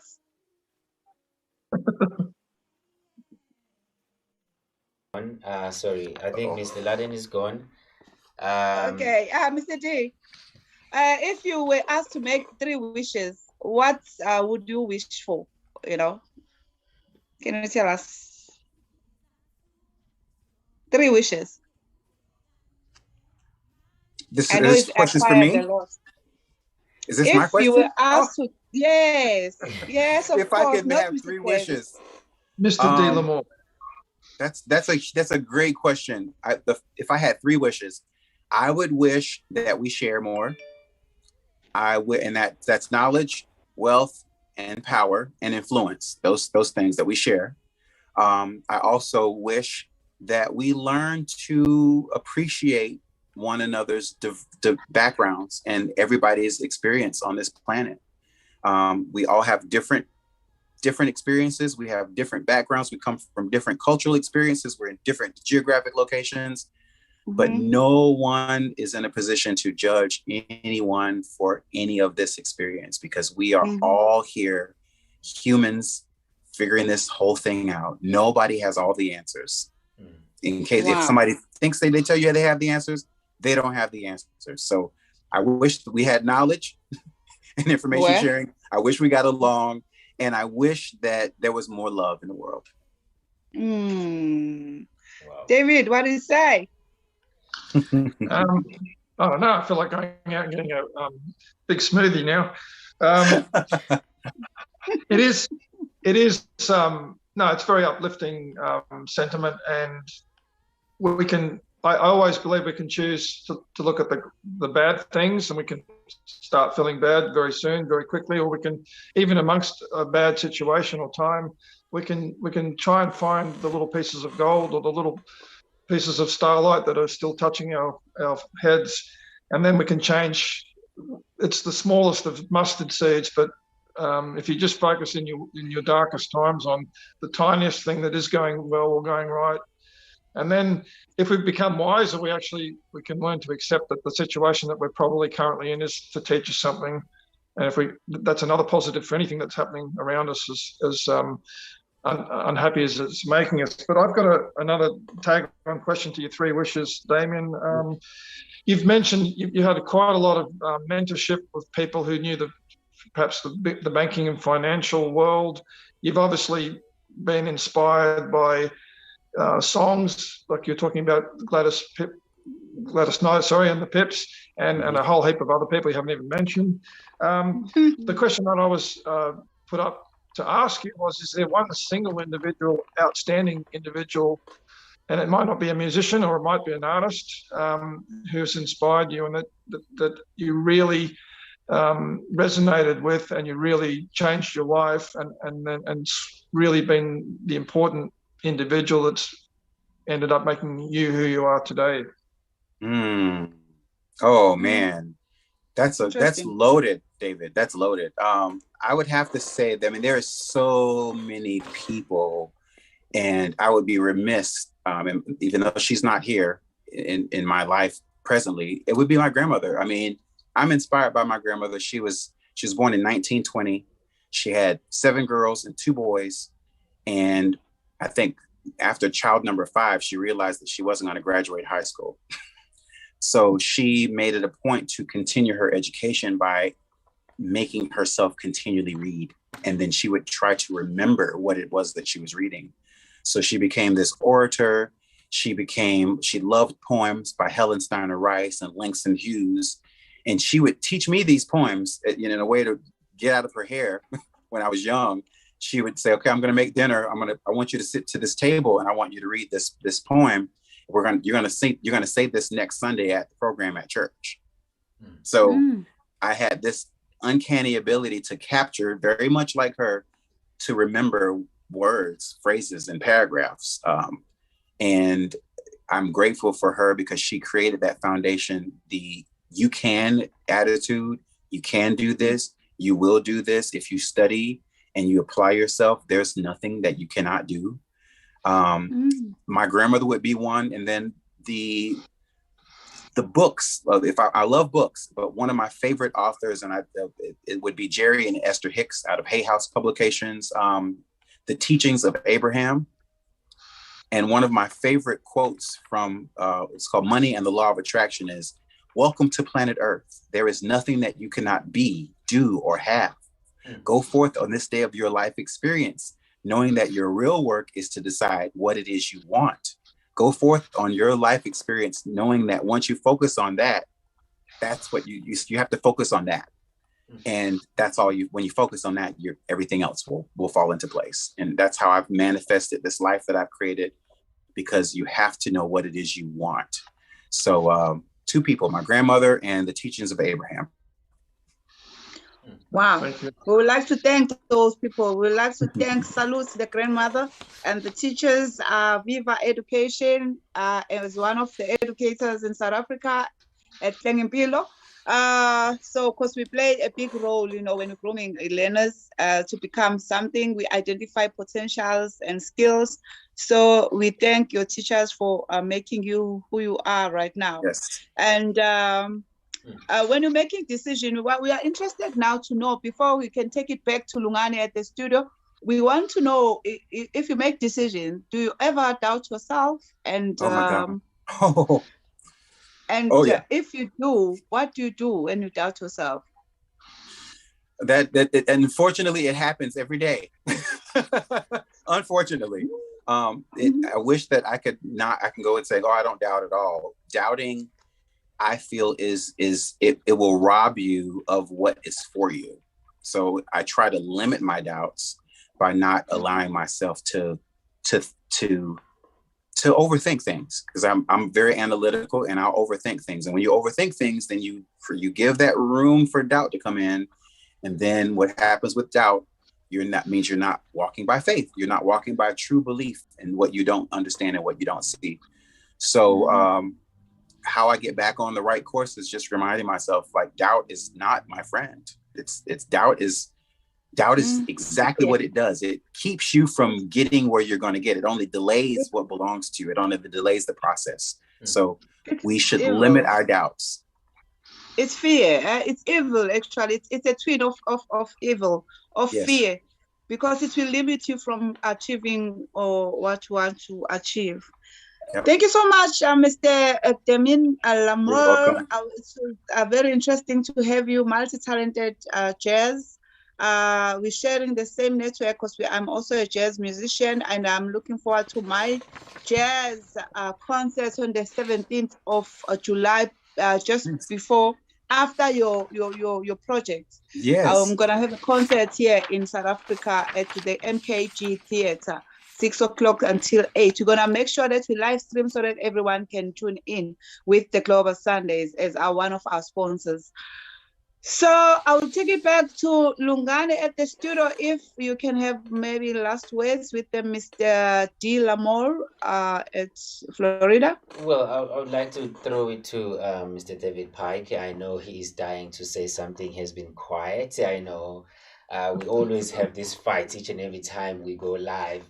When I start talking, I just talk nonstop, and he's like, "Come on, shut up now, shut up." Mr. He's Pike. such a gentleman. No, that's because he's a Gemini. He can't help himself. He's a Gemini. Mr. Pike, please say something. I'm just gonna read a comment from. I'm just gonna take one. If you're watching right now at home, before I say that, please, Mr. Pike, just go for it before I take some time before we start fighting again. All right, no problem. So I haven't heard, to be honest, much of your music. So I'm going to be doing more due diligence and look that up as soon as we figure. Is there a particular song, or is it just all of the stuff is fine by you that one should be looking for to introduce themselves to your music? Well, much like my music, it's very diverse. So if you want to listen to great R&B music, then I would recommend you listen to my latest album, which is called Waiting. It was released in September. You can find that on all the digital music stores.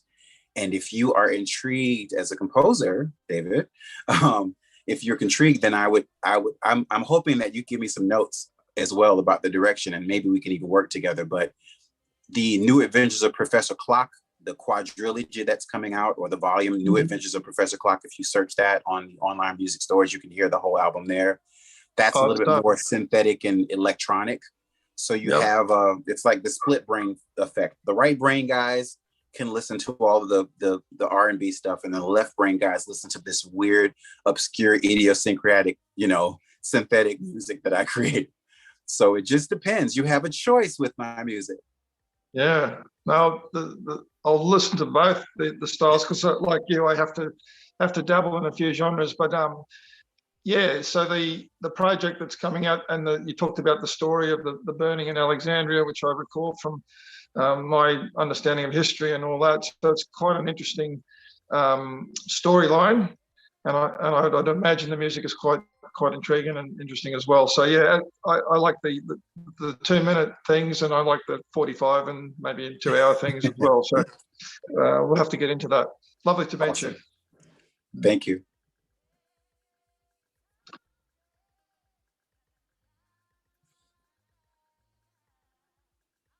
Oh, I can pass it over to you. Would you like?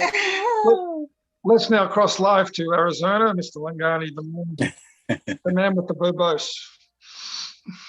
Thank you. The man of the house.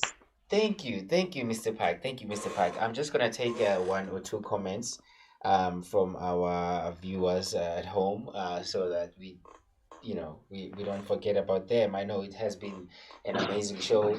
Everybody is focused on David Lamar because he's so amazing. I mean, I understand, but none of us has been focused on the people who are watching at home. And I do have some questions, but I'll just take one for now.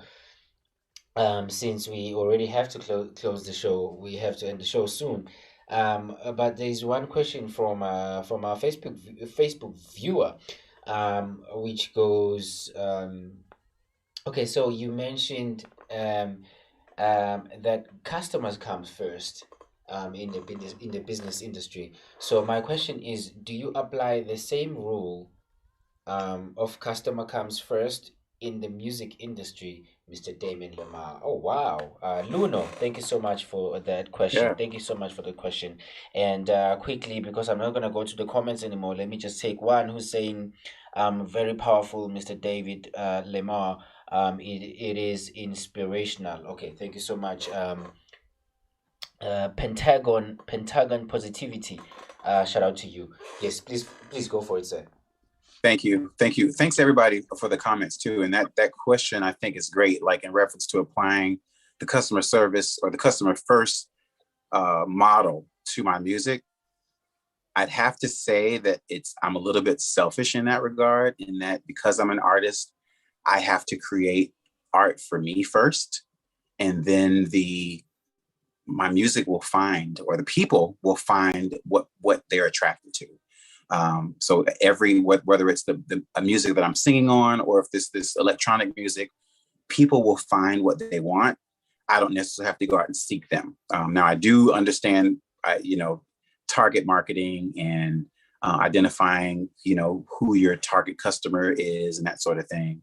But in the example of putting the customer first, yeah, the consumer is always going to be responsible for buying the music, but it's really the artist's job to be true to themselves and to be authentic as an artist. And once you do that, as I was saying earlier, people will find their tribe. It's like a tribe. If you are marching by the beat of a specific drum, there is someone that hears that drum beat and that will come and will march and beat with you on that same rhythm. And that does not necessarily mean it's going to be customer first. It's artist first. So as an artist, put yourself first. Everybody else will follow suit. Yeah. But I think, can I comment on that just to make Please. sure? Okay, in terms of customer first, Mr. Lamar, and to the viewer at home, we mean as artists, if we put the customer first, in terms of presentation, when we go and perform, we put the customer first, the client, Yes. the audience, because there would be no performance without the audience. The audience is the priority, because we will not perform without the audience. This So is we so need true. we have to look good, as you always look good. And also in terms of the work, the craft, we have to consider the client, the message that when we compose the music, we have to consider the client, because we have to pass the message. The music is about telling stories. So we have to prioritize the customer, despite of any target, but we have to make sure, as much as we need to put ourselves first, in terms of not looking for them, they must look for their certain genre and their certain taste, because we cannot be able to convince the person that I sing nice jazz, because people have their different ear taste, even vocally. You'll find people, it's 5 of us as we're performing in the jazz concerts, but I know maybe I'm not even one of the audience taste, a favorite taste in that day. Maybe they're looking for the 3 ladies, Nikki, Blue Notes, Zoe Masugu, and Simtandile. They're not interested in me, So I cannot blame the audience, but I have to put them first as the audience, make sure I perform good music, I dress up nicely, and my presentation band is up to standard. That's how we put the customer first. So we must always do that. Even if it takes you to come with a different outfits to the event, and when you get there, you just surprise them with the presentation. You wear something they didn't see you with, on stage. That's when we put the customer first. But in terms of us, because audience can hurt you. So you have to put yourself first, love yourself, love your music, love your voice, accept yourself first before they can love you. You have to love yourself. That's right. Big up. So true. Over to you, Lungani.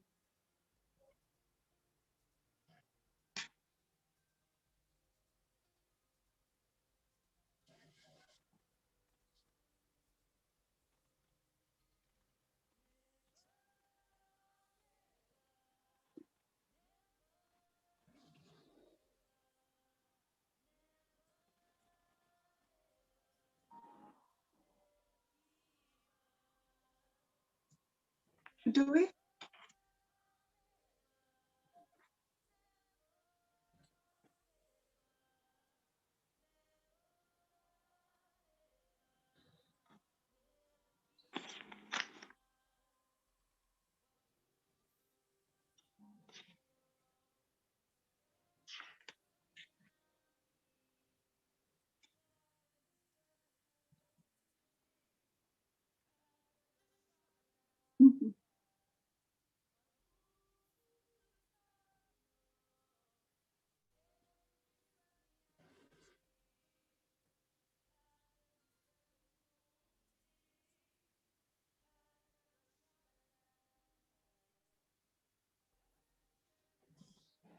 So I was going to let Miss Classic do the first question, and I'll ask the next one if that's okay.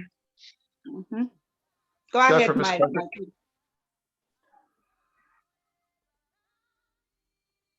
Oh, the question of COVID-19. All right. No, the other one. All right. I didn't get the question correct, but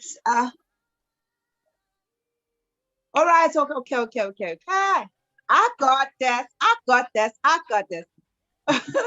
Okay, Mr. Lamar. Unfortunately, you're not staying in South Africa, and the industries are not the same here in South Africa and that side.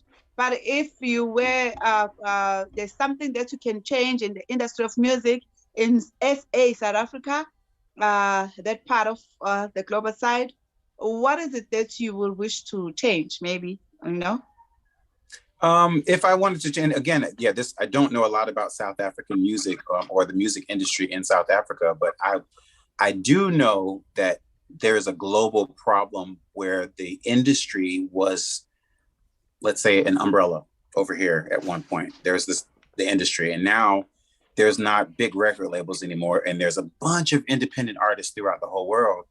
And a lot of these independent artists don't have the skills or the business acumen to do their own artwork, to do their own music licensing, to do their own copyright, to do their own website, to do their own social media. I mean, the list goes on and on and on, that these big organizations or these big companies did for them. The power now is in the hand of the artist.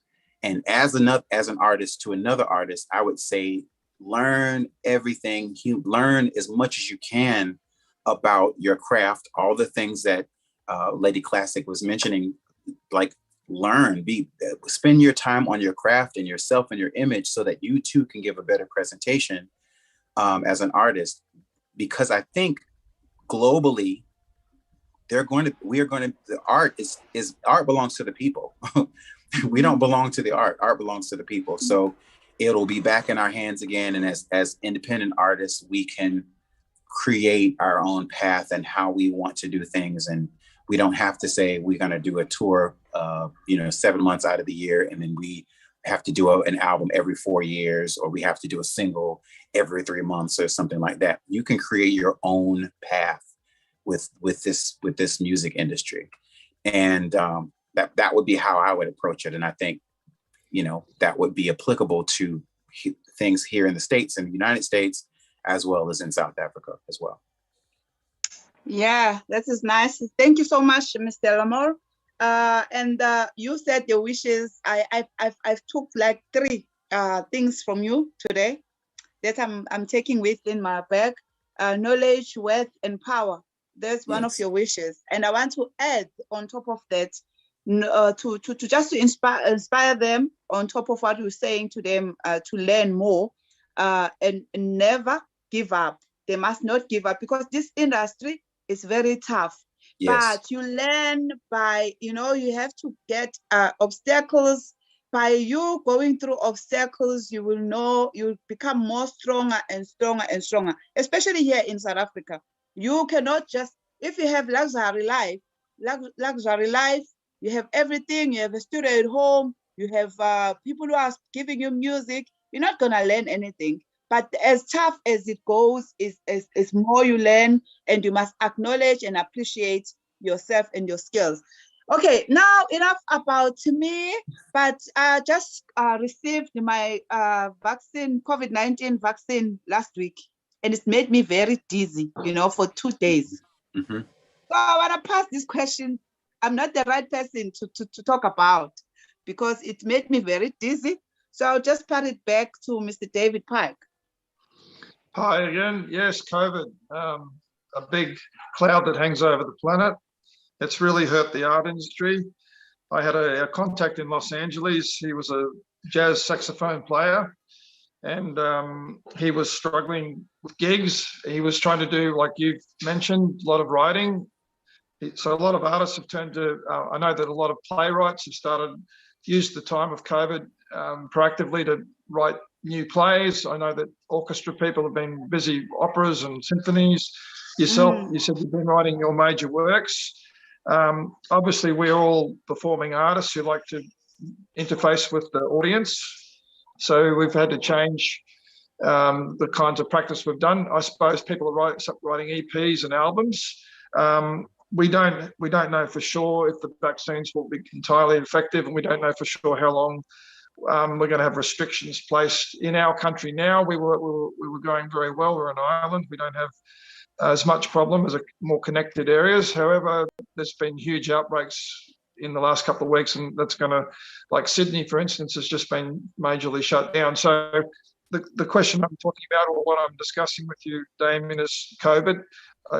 You did say that you've been writing and you need a bit of a digital break, but I think starting to come together again with the live performances. Yeah, they have the things for me. I mean, I did have, because I was in 2 bands, my own band, and then I was in another larger band.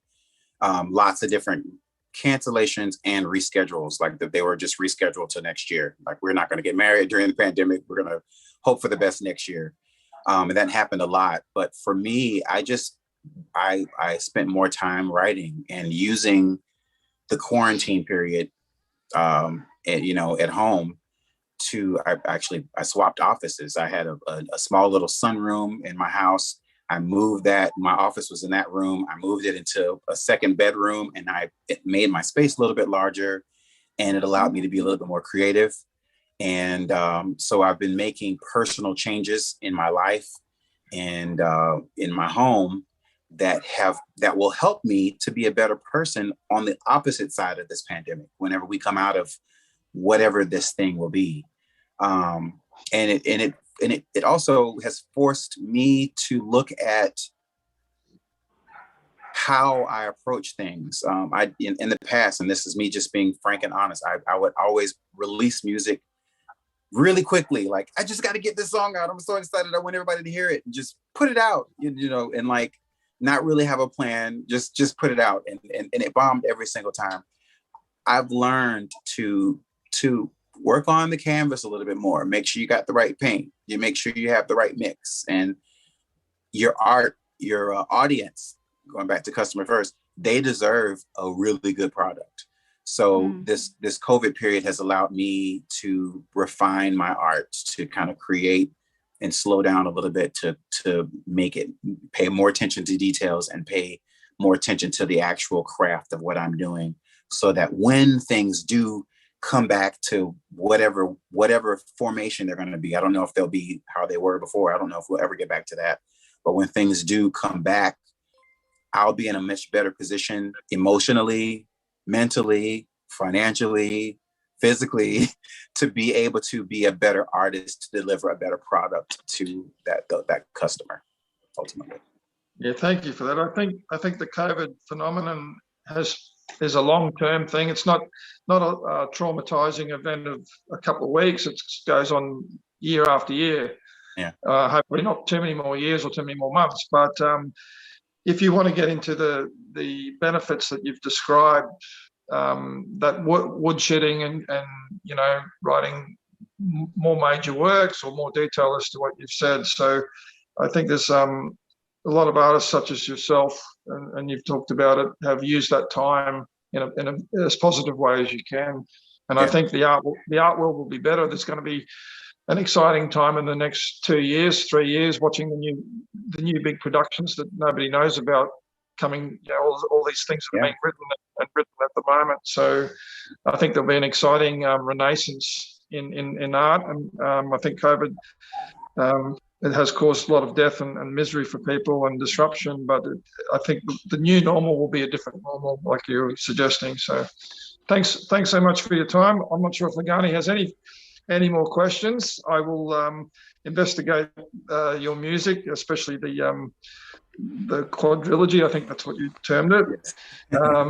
Fascinating, and I wish you huge success. Whatever you've done up to date, which has been phenomenal, I wish you 100 times in the future. And you've got youth behind you and vision. So if you've got youth, vision, and health, that's all you need. So well done. Thank you. This has been fun. Thank you so much. Come to Australia. I always say that to the guests. Okay. I'll take you up on that, hopefully very soon. It's really South Africa first. South Africa first. South Africa first. Okay.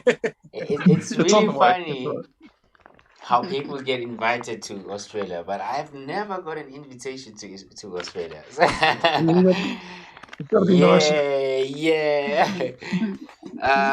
Yes. I'll take you with me.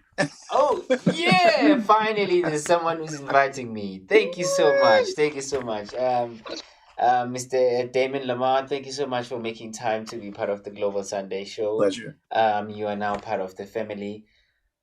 We welcome you with warm arms. Anytime and any moment you have something new that you're releasing to the public, you want to spread the word, you let us know. And I'm looking forward to hosting the show in the future. I mean, I know I've listened to your shows on Taste Test, And like a few years ago, like 5 years or 4 years ago, it was really amazing. And you are amazing. So I'm really looking forward to hosting the show with you. I mean, I think it would be really amazing having all Miss Classic, David Pike and them, as well as you as a radio personalist on the TV show. I think it would be really amazing. So I'm looking forward to working with you in the future, and to spread the word in the public, because as artists what we do is we express ourselves, but to inspire other people. We're not just doing Absolutely. it for ourselves.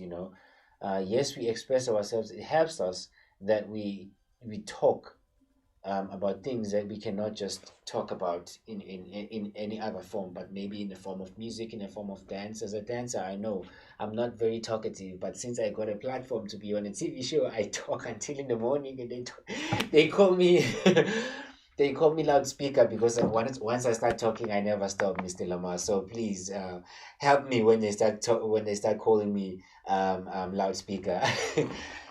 So yeah, as a dancer, I use dancing as a way to express myself, and I'm sure it's the same thing as for the musicians, the magicians, and everybody out there who is a performer. They want to say something, but they are not good at saying whatever they want to say in the form of words.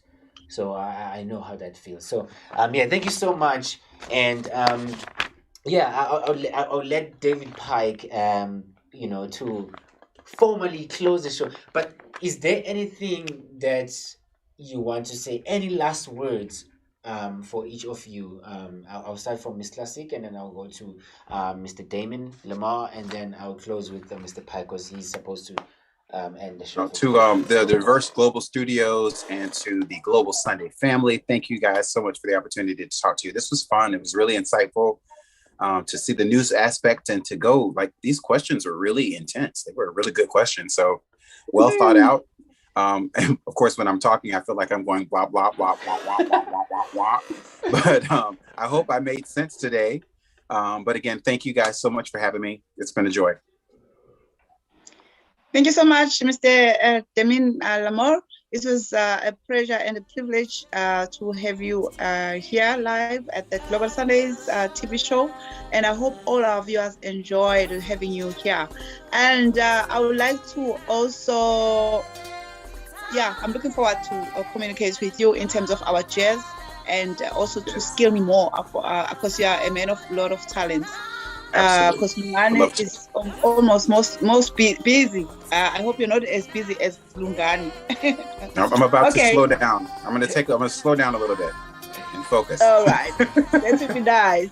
Yes. Okay, but then I wanted to also pay to make the community to pay more. I mean, the hygiene, COVID-19 preventions. Please, guys, let's just. Because there are many more hills to climb. As the president was saying, there are many more hills to climb, and massive infections globally. So please, guys, we are heading towards a third wave here in South Africa. So we already have 52 cases of 52,000 cases. We have 30,000 deaths. So I don't think we still want more of this. So please, mask on, sanitize, and keep social distance.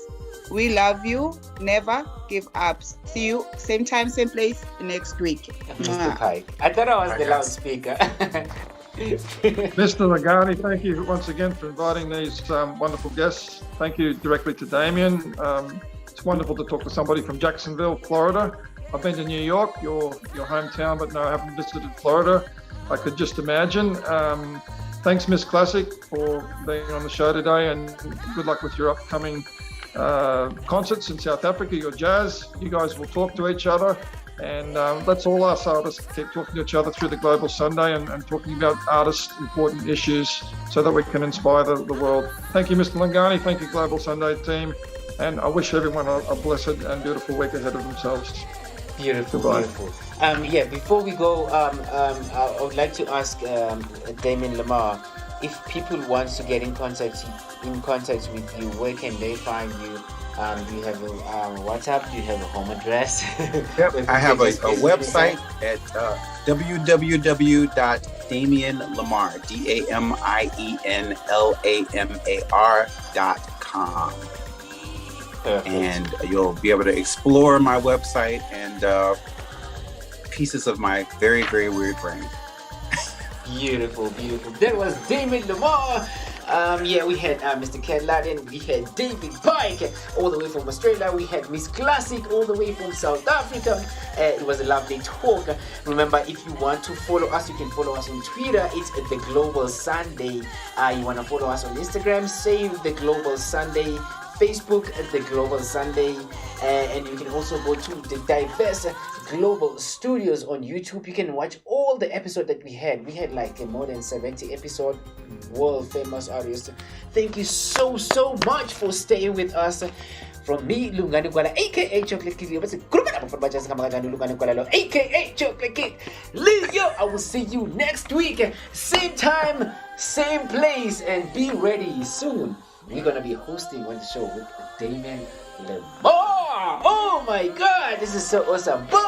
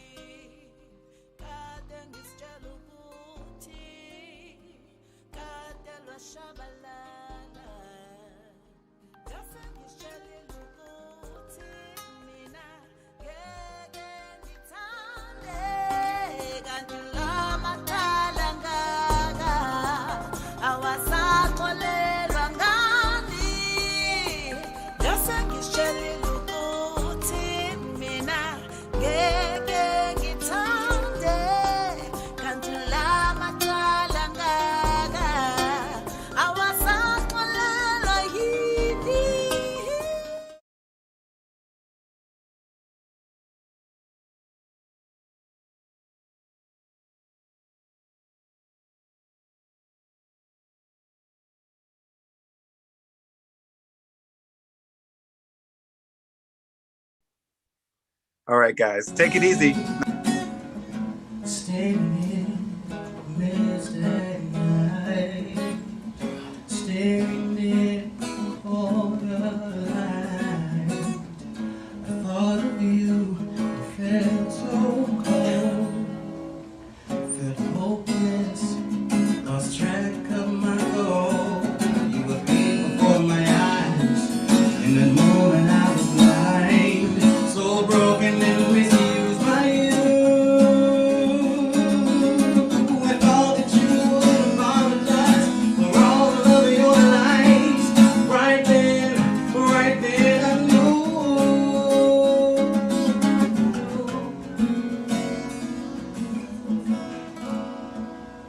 I was staring pouring rain, and it held down, felt so ashamed. For me, I got the news. Baby, it was all about you.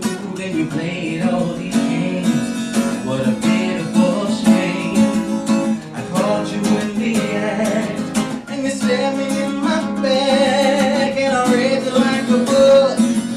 You thought I needed you. Now I'm on the right track, and there's no turning back. Baby, you don't have